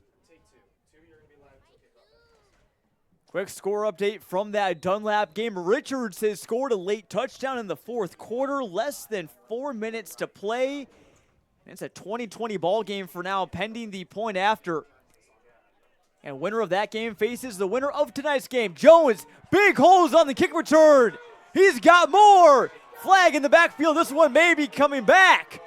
But Jones, for the moment, would be his second kick return touchdown in 2 weeks. But I don't know about this flag, Owen. This one might be on the Panthers. Yeah, it's most likely. And we see the hat tossed from the side judge. You wonder if a Panther had something to say after that. Probably a direction of a holding call. But even before that, I was watching the blocking, and I saw Hunter Reed absolutely blow up an Astro defender. Holding on Washington, that was on Jake Van Quakebeek. And so it would be Washington ball on the 31-yard line. Hate to see it for Washington, but they are up by 21, and the way this offense has been rolling, they might be able to score anyways. Yeah, but also with that holding, they got a sideline warning against the Panthers. They'll be backed up, but, nothing has shown differently that they can't go down the field and score from what we've seen in the first half from them. I don't think Washington has punted once yet tonight. I think every drive has ended in a touchdown, so Shepard just needs to get them into a 3rd and long situation and then make a stop. 3 wide receivers for Humphrey under center. Will hand off to Hunter Reed. Pushes a blocker. Puts his head down, moving forward, still on his feet. He is so tough to bring down. And a pickup of about 8 there. And we see on that run, just once again, Hunter Reed bursting through tackles. And that's going to be a big key for the second half for this Astro defense. They're going to have to find ways to tackle him. Yes, he had a big performance in the first half, but there were still opportunities where they were within reach to make the tackle, kind of limit the damage, but they didn't do so. That's going to be something that if they want to, change the course in this one, they're going to have to finish those tackles. They certainly will have to. There's been a couple times where Washington has just been the bigger man. And that time, Shepard and Chris Tavarkis, the bigger man there, big number 63, racking up another one of those TFLs, up to 21 on the season.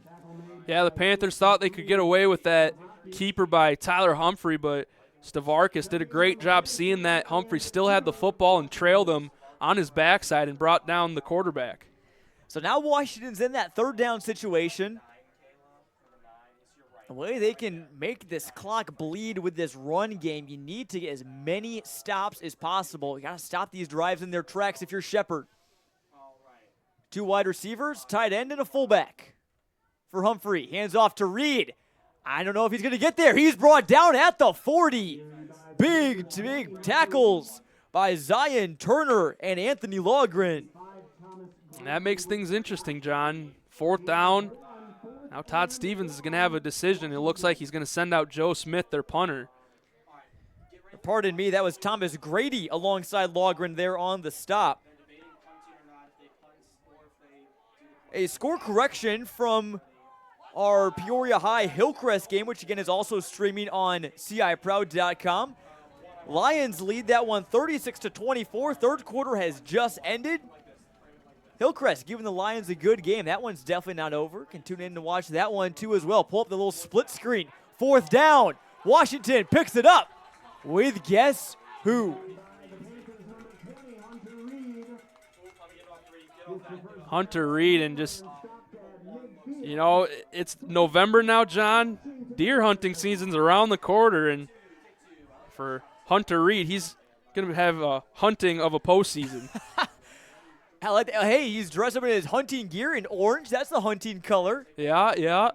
Oh, and I know, you being from Wisconsin, you're probably more of an outdoors guy than I was, at least in high school. I've really kind of come around to the I guess kind of more, could you say, country lifestyle as of late, but I wasn't so much back in high school. Did you ever go deer hunting at all? I was never the deer hunter, but that was my brother for sure. He really fell in love with, just the aspects of hunting and fishing, so he really kind of ventured off into that, where I kind of I kept my head down in football, basketball, baseball. That's what I wanted to do. Got the sporty brother and the outdoorsman brother. All balances out there. Panthers trying to hunt down a second-round playoff berth. Dunlap is driving with about a minute to go. They're on the 49-yard line and need a field goal. Washington needing more first downs to help put this one away, and they get one with Will Freeman. He's really played well on both sides of the football these last 2 weeks, Owen. He's quietly been a difference maker for this Panthers team. You know, even just tonight, he's had some big runs just on the fullback dive and then some great tackles on defense. And watching him run that fullback dive, I don't know if it's elusiveness or just sheer strength, but he just finds a way to get 10-plus explosive runs. Another first down. Shepard defense showing pressure. Humphrey's going to roll out. He's got a man, and now it's in trouble and blocked away there by Christian Kozak. Looked like he may have been in position to potentially intercept that ball. Yeah, and that play was really set up great. You had the play-action bootleg from Tyler Humphrey. The Astro front seven really thought that it was the run play, and as Humphrey got out, he had two options there. It was kind of like a levels, the tight end on the shorter flat route, and then that time A.J. Jones on the deeper one. Felt like Jones had the better chance to make the play, but in the end it falls incomplete. Oh, it feels like I'm calling two games at once, but boy, this Dunlap-Richards game coming down to the wire. First down, Dunlap on a first down run by John Bargan. Eagles are at the 36 with 35 seconds to go. Reed inside the 36, inside the red zone on a pickup of 22, and his big night continues. Yeah, on that run, it was Carter Prina doing a great job out on the edge. He kept his man just locked in, not a holding, but it was a great fundamental just push out. And by the time that Hunter Reed was coming around him, he smartly took his hands off to avoid any potential chance at being called for a hold. Panthers, you feel like maybe one or two more scores might be able to put this one away. In this drive, it's been a little bit longer than the other ones, because they got to the fourth down, but they were able to convert. Hand off to Reed, bounces off of a man that was Angelo Fuller and picks up a couple right there. And it looks like a heartbreak up in Oak Lawn for Dunlap. The Eagles threw an interception with 29 seconds to go. They have 2 timeouts left. That's not going to be enough to stop the clock, and it looks like Richards is going to move on with a 21-20 victory. That would be the second straight year that Dunlap has lost by 1 point on the road in the playoffs. And it gut-wrenching. Yeah, it doesn't get more heartbreaking than that, but you got to give credit where credit's due, and they really worked their butts off in that one. Dunlap was stronger than many 15 seeds. They were 6-3, and they were still a 15 seed. There were so many 6-3, 7-2 teams in the Class 5A and Class 6A playoffs. It kind of shows there's been a lot of parity this year. It hasn't really been many dominant powerhouses, although there's been some, but it's kind of really just been anyone's game. I feel like high school football has been a lot less predictable this season. And that's what makes it really fun, too, John. It's that you can go into these games, and like we said, we weren't sure how this was going to play out. We weren't sure what we were going to see. Obviously, we've seen a lot of runs from Hunter Reed, but in the end, this whole playoff is going to be really interesting to follow across all 8 classes. Reed brought down there by Logren. It's nearing 50 tackles on the season, Logren is. Again, he's one of multiple seniors that are, fighting to keep not only their season, but their high school careers alive for another week, as Devin Miller will come out for a field goal. This one from 25 yards. Probably a chip shot by his standards. Not many times you can tell a high school kicker that they have a chip shot for a field goal. He's 4 for 5 on the season. This to make it 5 for 6. On an angle, but it sneaks on through. And Washington leads by 24. Long scoring drive takes lots of time off the clock, Owen. About 7 minutes came off, and that's how Washington can really hurt you, especially when you're down in the second half. Yeah, going back to a point you made in the first half, that maybe that the Astros could fight the offense of the Panthers by keeping them on the sideline. Well, we just saw the complete opposite of that, where the Panthers just dominated that opening drive, using the clock to their advantage, and now up 45-21, and it's just going to be – this upcoming drive for Shepard is going to go a long way. Can they score another touchdown to, keep up with the responses? You feel like if they can't do so, that's when things could turn for the worst as we, eventually get to the end of the third quarter. Good news for Shepard is, though, it is still a 3-possession game, given you got to go for 2-3 straight times and make all of them. But you don't want it to become a 4-possession game, especially about midway through the second half. It's just so much. It's harder to come back from a deficit in high school, too, because the quarters are 12 minutes. They're not 15 like they are in the college and the NFL. That's why it's just a bit harder to do so at this level. But again, with Noah Vaughn and company, you never know. You cannot count out him and the Astros. And to be able to execute quick scoring drives to keep as much time on the clock is something that you don't see too often either. And talking about Shepard again, obviously facing a big deficit right now, but, maybe this is still the season they can kind of time to blast off. Again, first playoff berth in a couple years. Again, seeking to get that first quarterfinal trip. And they had a +4 win total from last year compared to this year. That's one of the best in all of the Class 6A playoff teams this year. So what John Rona is doing over there at Shepard is certainly working. And this is a team that, regardless of the result tonight, I think is going to have some good things coming their way. Yeah, it will be. And when you look at the roster outlook of this team, there's 20 seniors. So that's a big reason why they got that +4 total for their wins. But they also have 28 juniors that could come back for next year. Wow, that is quite a lot. That's a lot to handle there for the Shepard offensive line as Luke Hoffman got in on another tackle. He's been having a great game. Noah Bell puts up the bigger numbers. 3-year starter, all-conference defensive tackle. But Luke Hoffman, who's been a new starter this year, balling out in the playoffs. You wonder if, a couple of these guys on the front four for the Panthers, that they do a little more of the dirty work that allows the others to step up and make the play, because it's not always just the straight-up play that's made. It's the other intricate plays that happen within. 2nd and 13 now after that loss. Hand off to Logren. He's tripped up. Gets away from another tackle. Cuts it back across the 20. Still on his feet. A whole den of Panthers trying to bring him down, and they finally do, but a pickup of about 6. That was a hard-earned 6 right there from the tough Astros back. Yeah, we talked about Logren potentially getting more opportunities in the second half to just be a little more diverse on offense, and he shows you how great he is with the football in his hands, that he's really hard to bring down. He's very hard to just approach for a tackle because he could just shift his momentum anyway. What I was just thinking about, Owen, is if Washington is able to advance, I think facing a team like Shepard is going to really do them good, because you see a bit of everything on offense. You see a dynamic quarterback. You see a tough running back. You see some big plays. Vaughn looking for one here. He's in some trouble. He's going down. It's a big sack for the Panthers D-line.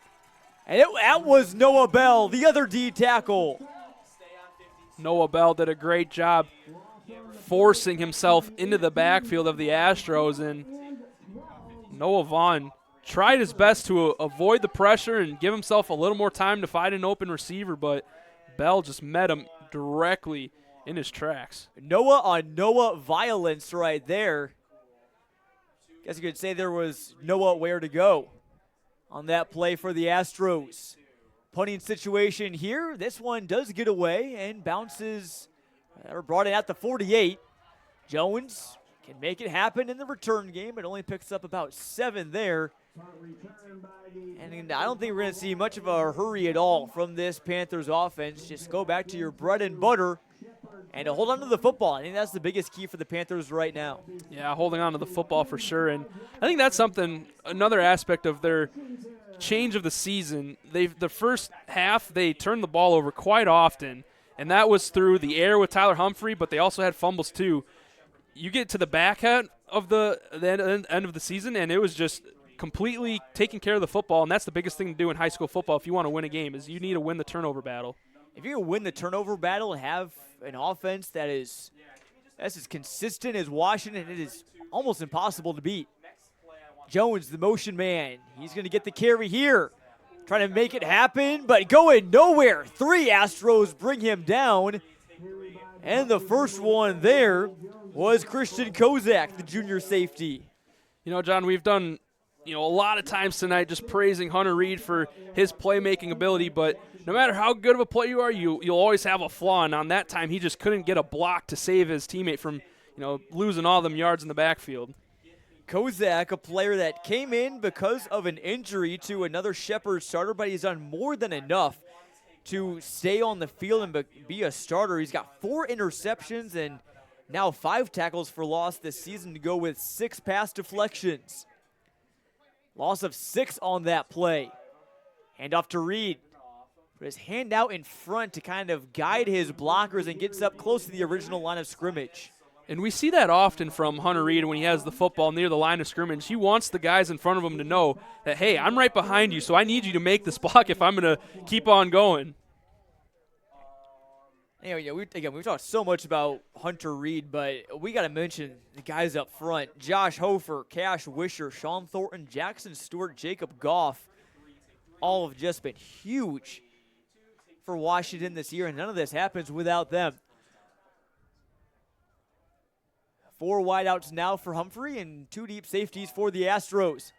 Humphrey looking in the direction of Dylan Brabson. He brings it in for a gain of 6. He's still going to be short.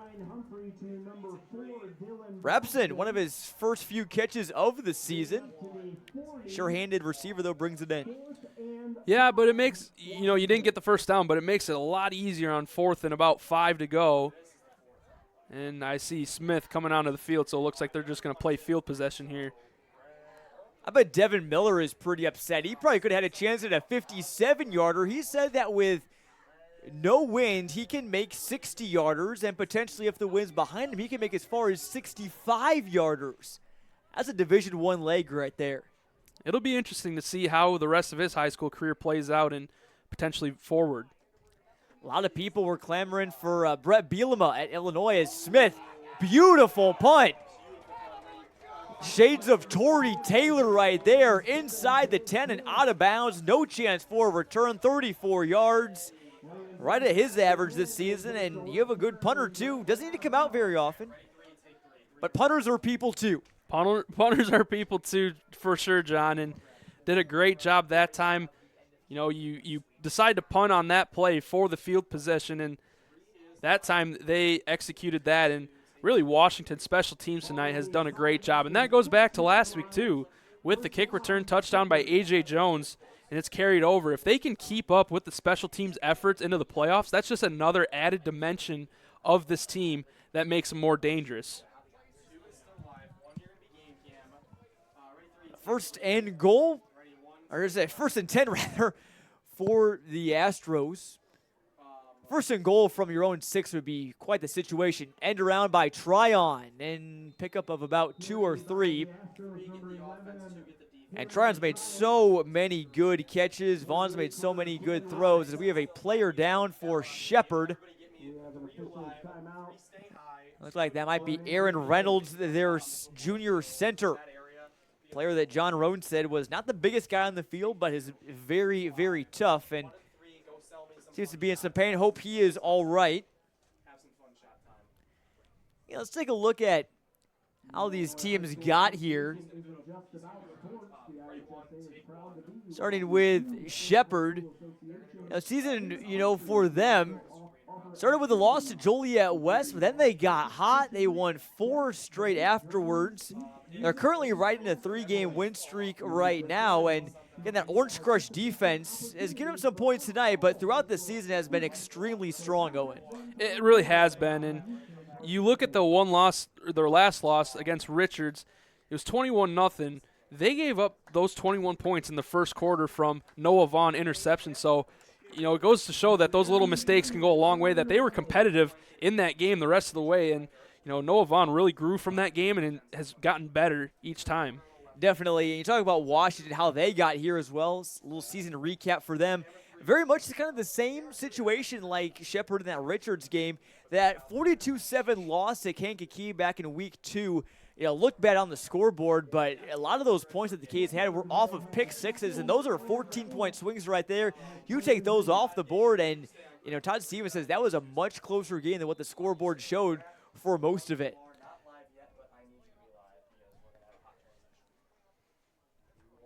Second and 8 here. Vaughn looking to go somewhere. Nowhere to go that time. Noah Bell in for a stop again. It's like with Carter Prina getting involved too. Yeah, and going back to Evan Deasy, he had the hot start to the game, and he comes back here. He was the one that got to the feet right away, and for Vaughn, he got stuck. Just tried to go somewhere, but then realized that hole just collapsed immediately, and then he was, like I said, he was just stuck and had to go down. And that will do it for the third quarter, which is brought to you by Peoria Production Solutions. Much quieter on the scoring side of things. Washington's tacks on a field goal. They lead by 24 to Shepard have a miraculous comeback left in them. 12 more minutes to find out. We'll step aside. Be right back on CIProud.com.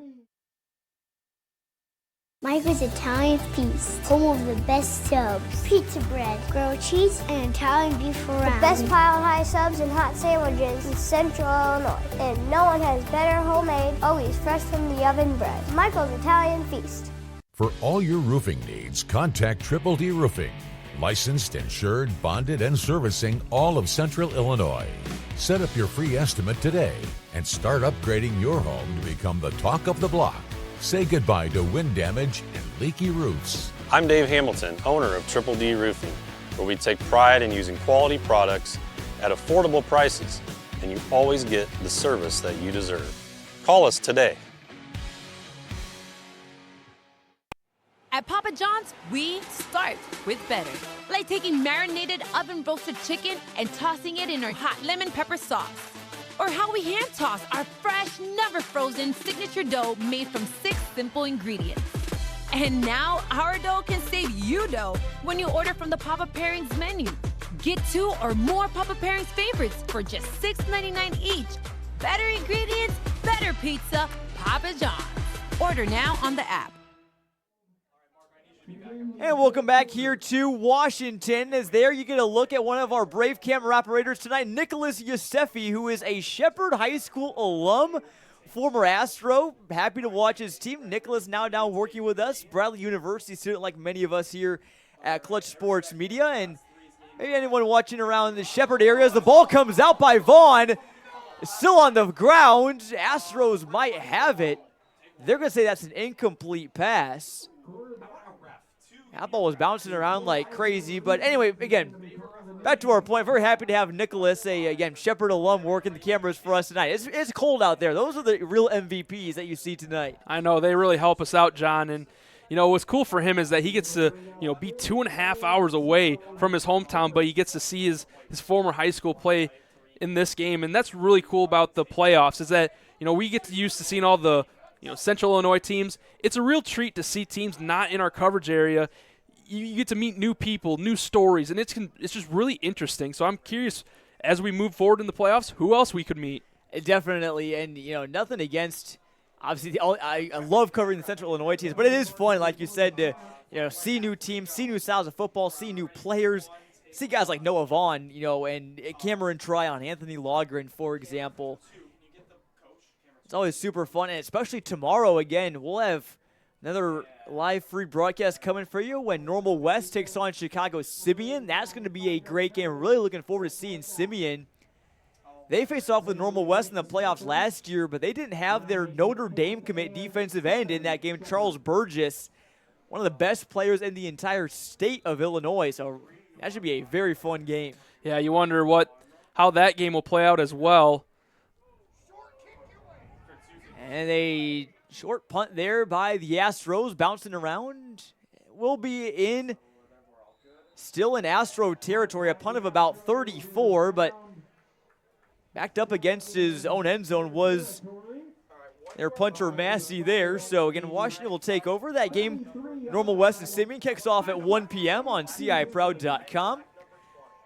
And obviously we'll have more playoff coverage coming next week, and it kind of depends on how it all shakes out, but we may be looking at a road trip next week because so many teams were home this week. Probably going to be on the road next week. Washington would be guaranteed to be on the road at Oaklawn Richards next week if they win because they are the lower seed. Just never know.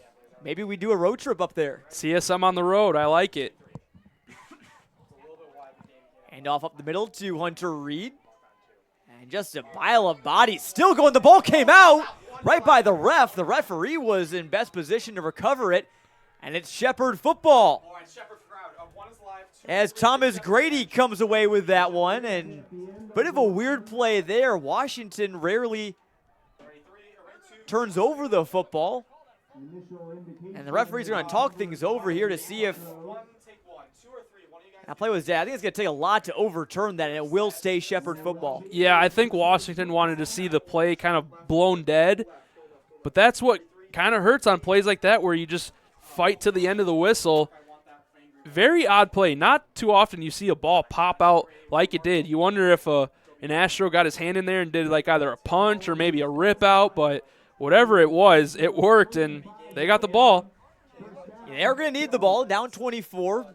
And hope still not up for the Astros, trying to keep their playoff dreams alive. Washington has dreams of reaching the state finals. And again, all starts here on their home field. Vaughn's going to need to make some big plays. Haven't seen much juice on the second half. That is not a big play. Ball comes out. It was a fight for it at the end, and it's Washington football. They get it right back inside the 25. One weird play followed up by another. Noah Vaughn, he tried to escape the pocket, kind of bootleg out of it, spin out of it. But while he did that, I don't know maybe if his foot slipped where he put the ball, tried to like catch himself. He just put it on the turf and let it go of his hand. And what a weird play, but that's Washington football. Back-to-back turnovers by both teams. Joe Smith making the play for the Panthers. Every defensive lineman tonight, Owen, has made a big play. Noah Bell's made some plays. Luke Hoffman, we've called his name a ton. Joe Smith getting in there, and then obviously Carter Prina, too. Now it's Panthers football not far away from the end zone. Humphrey's pass batted back right at him. Had a chance for a big play. They had A.J. Jones in the slot fade going to the end zone, and Humphrey was looking for that deep shot. You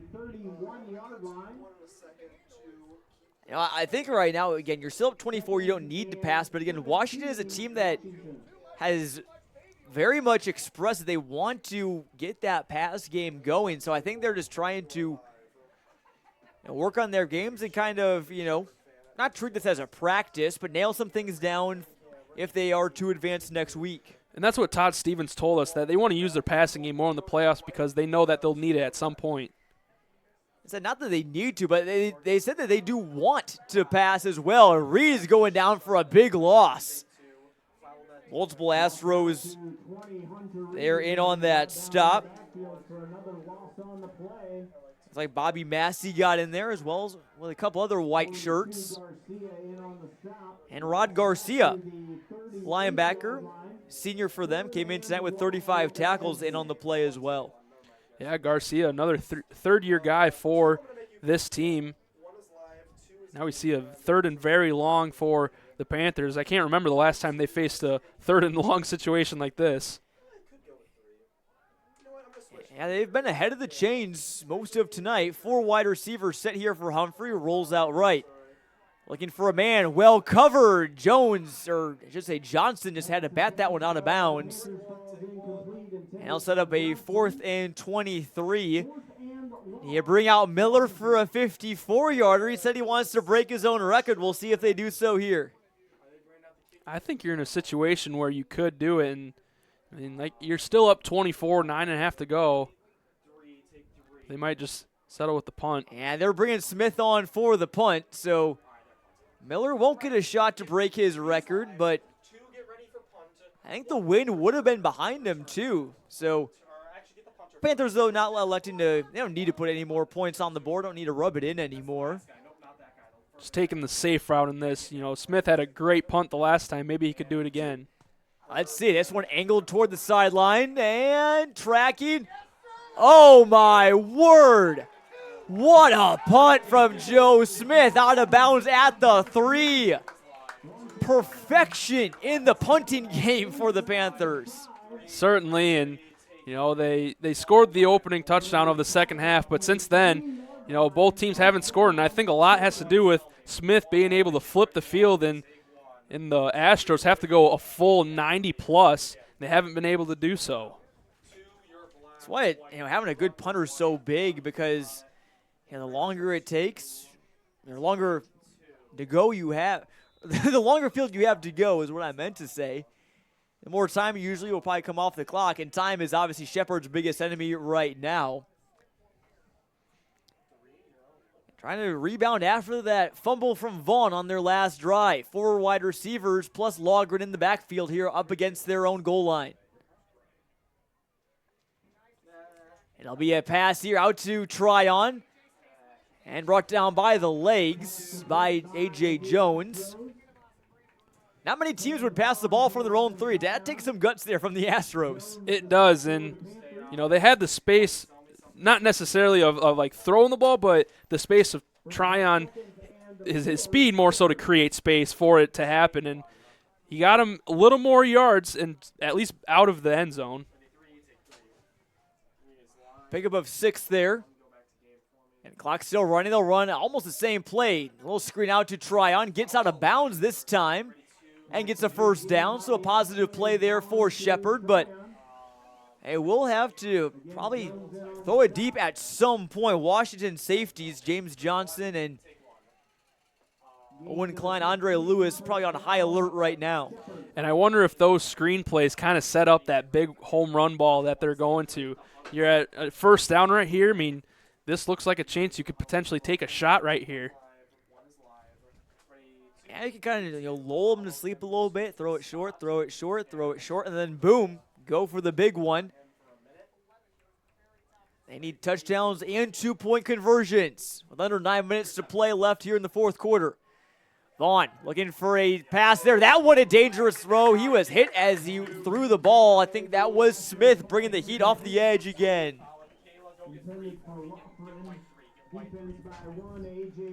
Yeah, great play from the defender, being able to break up that one.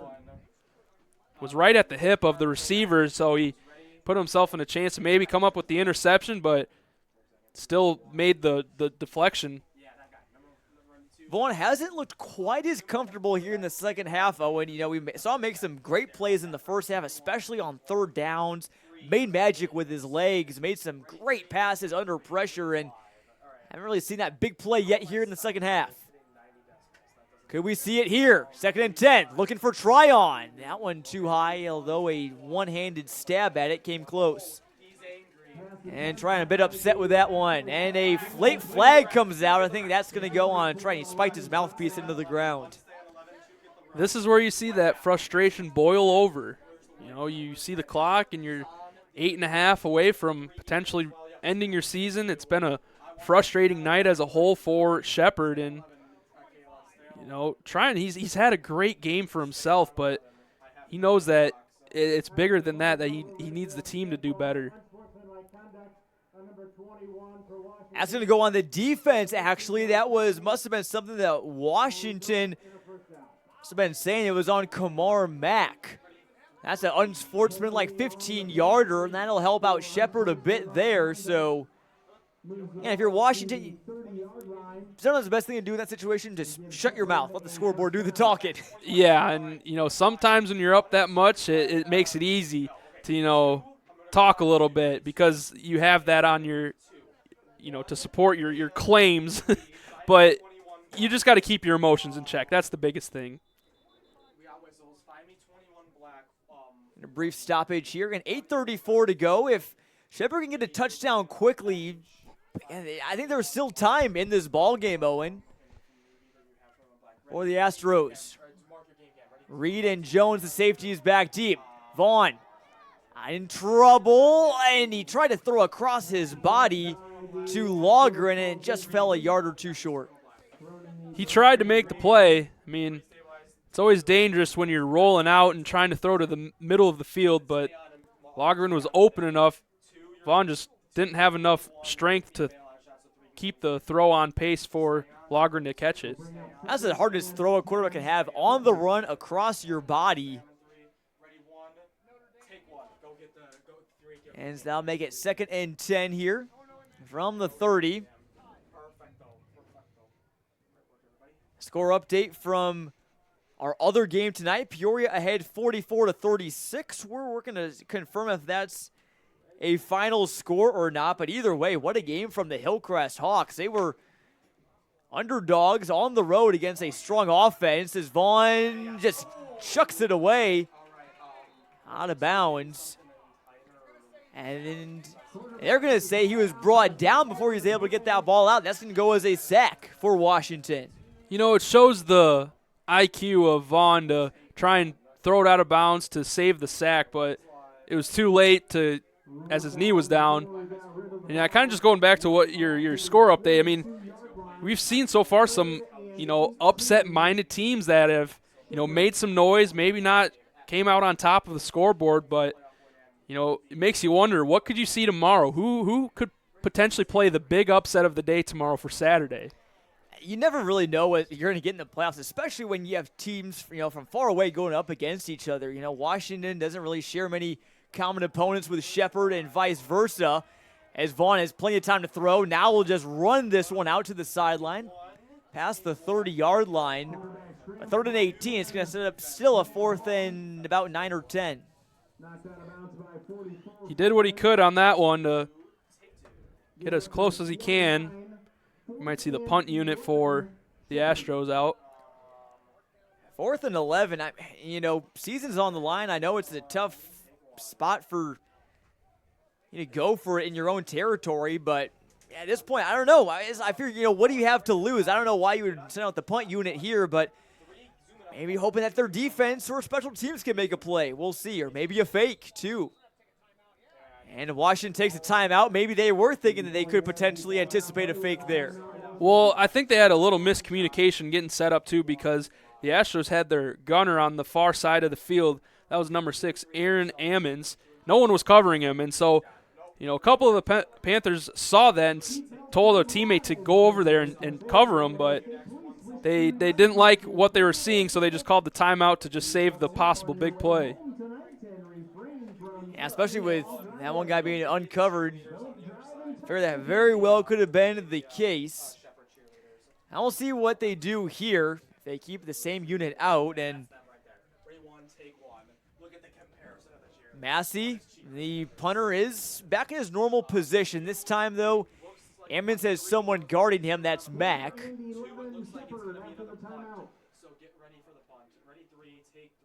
And you have 2 gunners that line up as wide receivers. One of them, Ammons. Other one looked like that might be Elijah Hayes.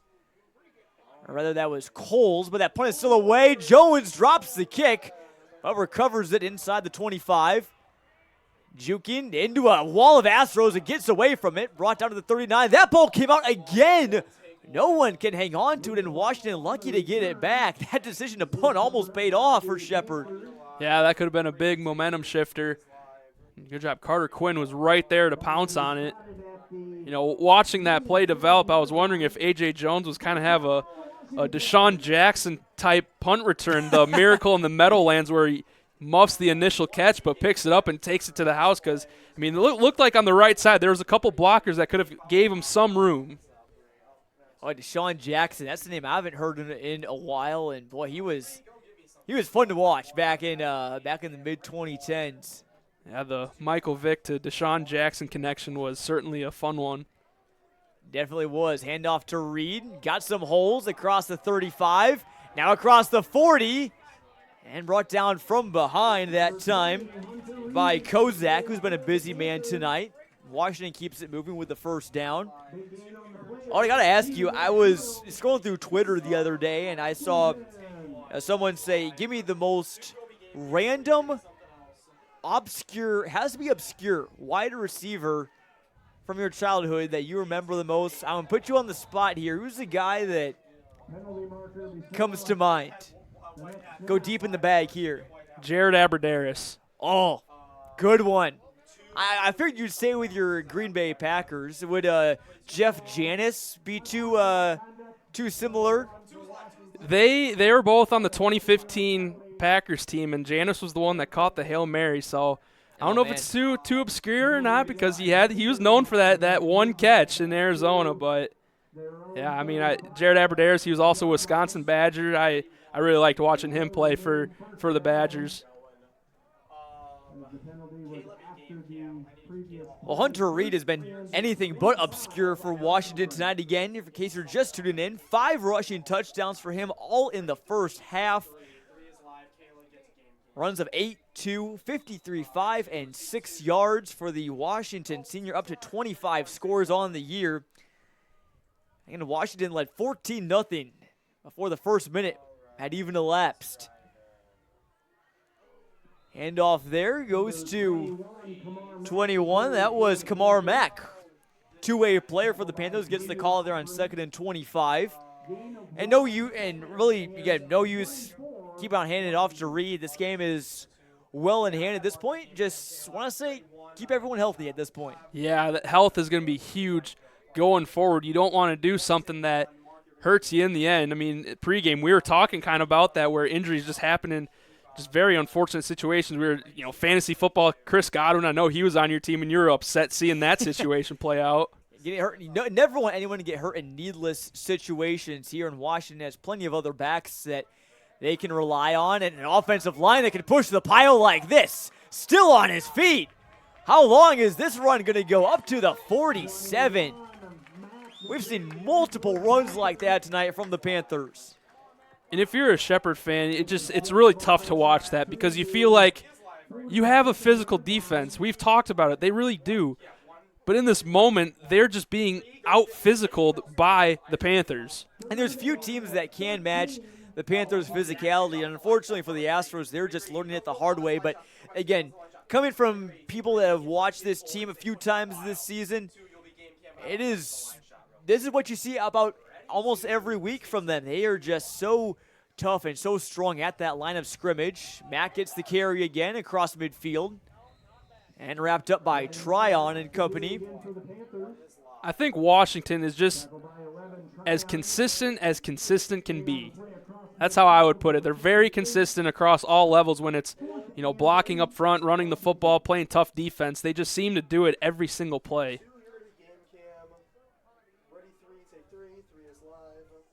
It's a team that just is technically sound again. They don't turn the ball over much. They did have that one fumble earlier. They've had some ball control issues as of late, but again, back in that first half, really everything pretty much went down. They ended every single drive they had with a touchdown. Did not punt till the second half. Another good boot here from Joe Smith. Muffed. Washington has the football. Another special teams miscue, and the Panthers get it back, as I believe that was Jacob Goff, the lineman, running down the field and recovering that football. How about the speed from the lineman getting down there, and ball just perfectly into his hands. I mean, this special teams performance tonight has been outstanding, and like I said before, it goes back to last week against Morton with that kick return. And, it's going to be huge if they can keep the special teams effort up throughout the playoffs. And it's such a stark contrast to last season because, in that playoff run, the offense was great, the defense was great. The special teams, though, was a bit of a question mark. Again, especially that kick return coverage. They gave up two touchdowns to Danville in their first-round game on kick returns, as Reed barreled into the end zone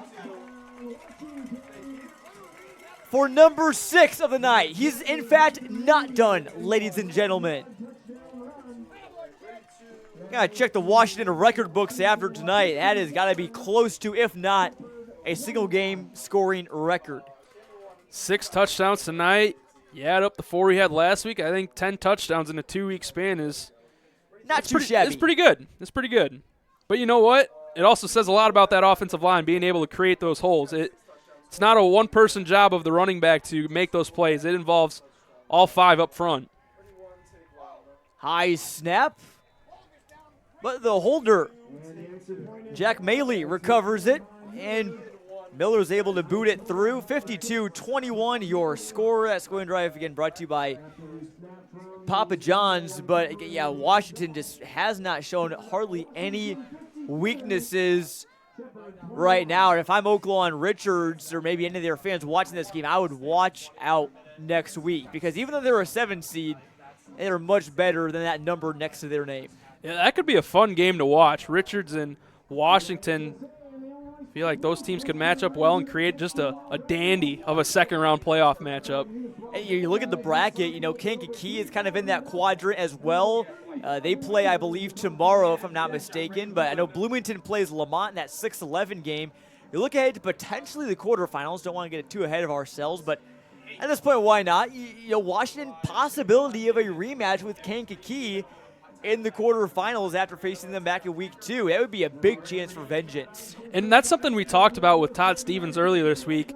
You said, it would just be interesting to watch just to see the development of the season. When they played, it was week 2. Teams were still figuring out what they were going to be this season, who they were going to rely on. And so that kind of ultimately resulted in the 42-7 loss. But you definitely got to feel like if they were to match up again, it'll be a lot closer. Definitely. And, the biggest change that Stevens mentioned, again, we did their game in week 3, Washington, that game against Metamora, after that big loss to Kankakee. And he said that, our guys have – they were trying to be people that they weren't. They were trying just to kind of, gel with each other again. So many new faces this season. Still lots of seniors, but lots of new faces, and trying to finding their identity. And they have found their identity and then some this season. They found it, and I think they found more ways to be a great football team.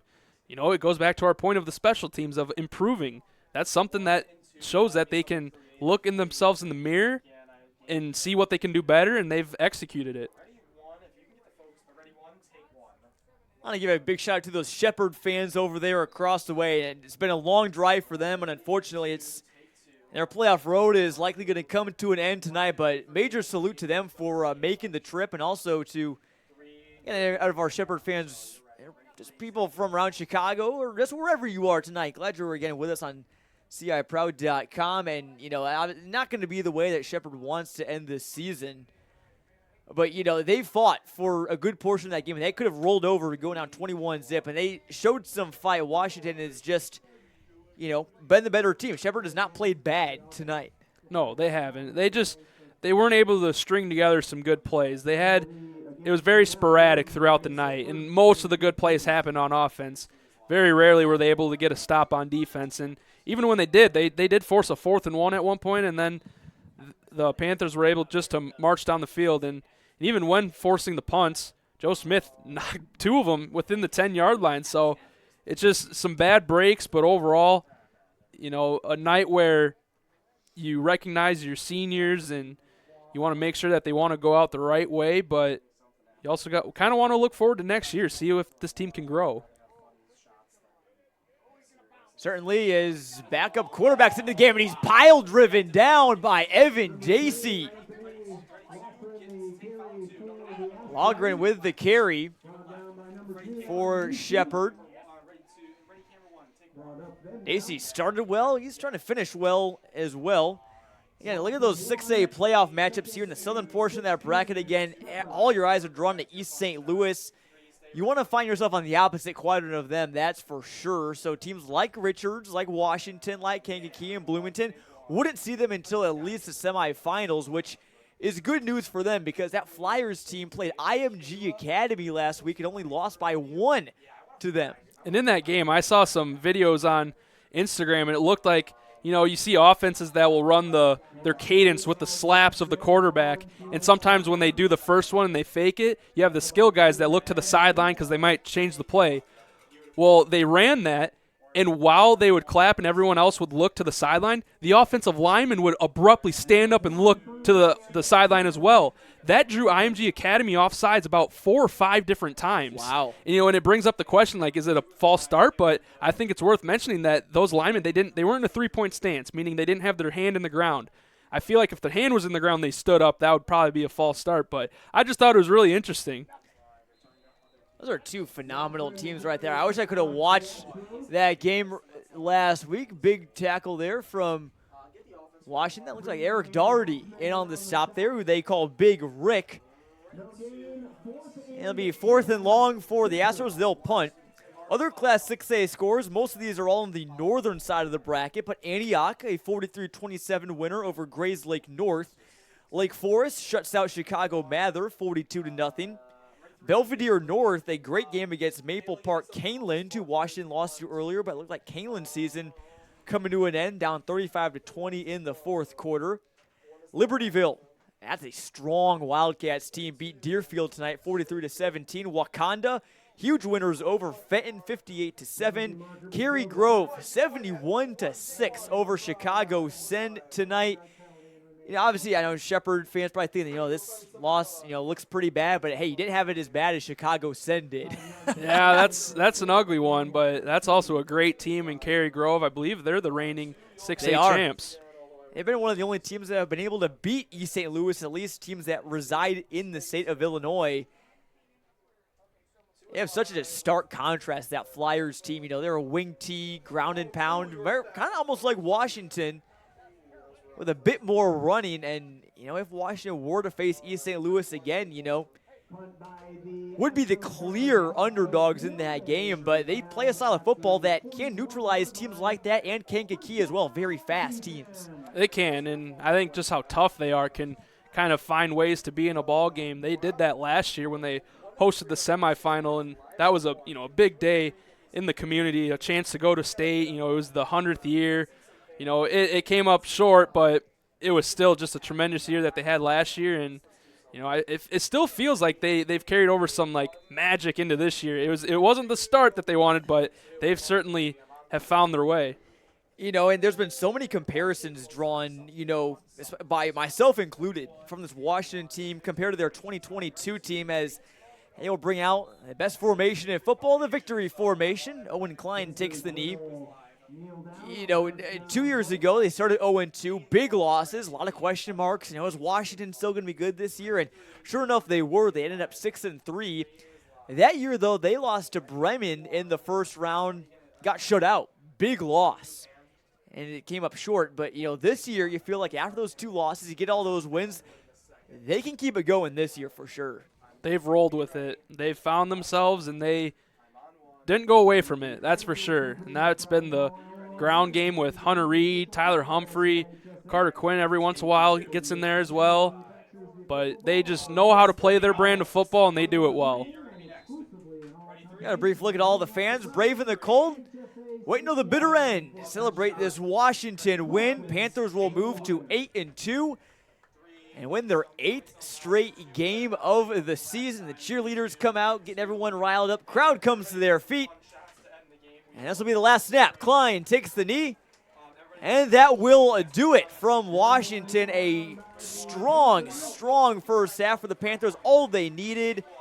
They led 42-21 and shut out the Astros in the second half. It's a strong second half defense, too, that future opponents are going to have to watch out for. They did everything tonight. Offensively, defensively, special teams. Different times, too. Started the game with the special teams plays, setting up touchdowns. The offense then came out on the field, and they just dominated running. And that will do it from Washington. The clock is at 0. The players go through their handshake lines. Great season from the Shepard Astros. They just came up a bit short here tonight in Washington. We'll break down the final coverage from this game and wrap things up from Washington after this on our WMBD Game of the Week.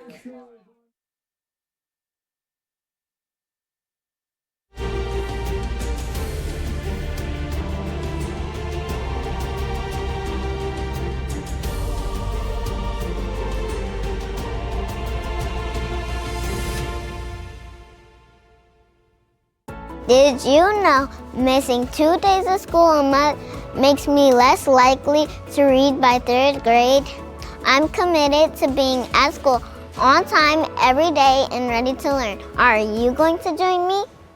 From the White House to the State House, no one brings you closer to the candidates than WMBD News. Urging college students to make their voices heard in November. This is a chance for you to express your voice and your opinion. People who need to be in jail must remain in jail. You're looking at everybody under a microscope. I can work with Republicans and Democrats. Had to do something about it. Decided to run for Congress. Breaking down the issues and getting your questions answered. WMBD News, your local election headquarters.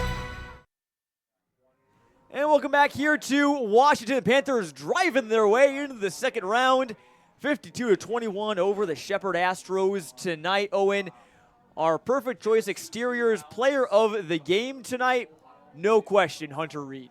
You can't go away from the guy that scored 6 touchdowns on the night, just doing what he does best, and that's take the football and find his way into the secondary and beyond, into the end zone. Overall, just a dominating performance, and you just watched the offense work, and you knew that 90% of the time that Humphrey would take the snap, turn around, give it to Reed, but you just hold your breath to see, okay, what's going to happen on this run? Like, which defender is he going to make miss, or how long is this run going to be? I can't see a Reed there in that post-game huddle, but I bet it's a happy one. Lots of Panthers that did their jobs tonight, again, from offense to defense to special teams. We're going to give it to another guy as well. Evan Dacey played a great game. Blocked punt for a touchdown, fumble recovery on a kickoff. He played very good tonight. Devin Miller, was obviously on point with his PATs and field goals. And again, offensive line, too. Could give it to any of those guys. Josh Hofer, Cash Wisher, Sean Thornton, Jackson Stewart, Jacob Goff. Can't say their names enough. We don't do it enough during the game, but those 5 guys are such a key piece to Washington's offense, and their defensive line was phenomenal, too. I know. If you weren't going to go to the defensive line, I was going to bring it up because all 4 of them, they made plays throughout the night. Prina, Bell, Hoffman, Smith, each and every one of them can make a difference when other guy maybe is getting double-teamed or kicked out of a play. The other can step up and still finish the play for the defense. Definitely, and all comes to an end tonight for Shepard. Hats off to the Astros. Again, nothing but class from head coach John Roan. Had a great time getting to meet with him and talk with him this week. It's so fun watching guys like Noah Vaughn, Cameron Tryon just ball out tonight with their backs against the wall for most of that game, and they played very strong. It's a strong football team. The Orange Crush has good things coming their way, and they will learn from this and use this as fire in the belly before next season. We said tonight that dreams would be fulfilled, some would be crushed. Washington's dreams come true tonight, and all comes to an end for the Shepard Astros. That about does it from Washington. The Panthers will head up to Oaklawn Richards next week for second-round Class 6A action. We'll find out when and where, just when that game will be. Until then, so long, folks. Have a great rest of your evening, and we will hopefully see you tomorrow for Normal West and Chicago Simeon. And a quick word for all of our great crew tonight: Caden Sexton, Brock Stotler, Kayla Hollowell, Nicholas Giuseppe, and Mark Wagner, Francisco Alonso, all helping make tonight's broadcast possible. My great broadcast partner, Owen Dimple, fighting a sinus infection but getting through to the best of his ability. I'm Jonathan Michael, saying so long and good night from Washington. Panthers moving on in the playoffs.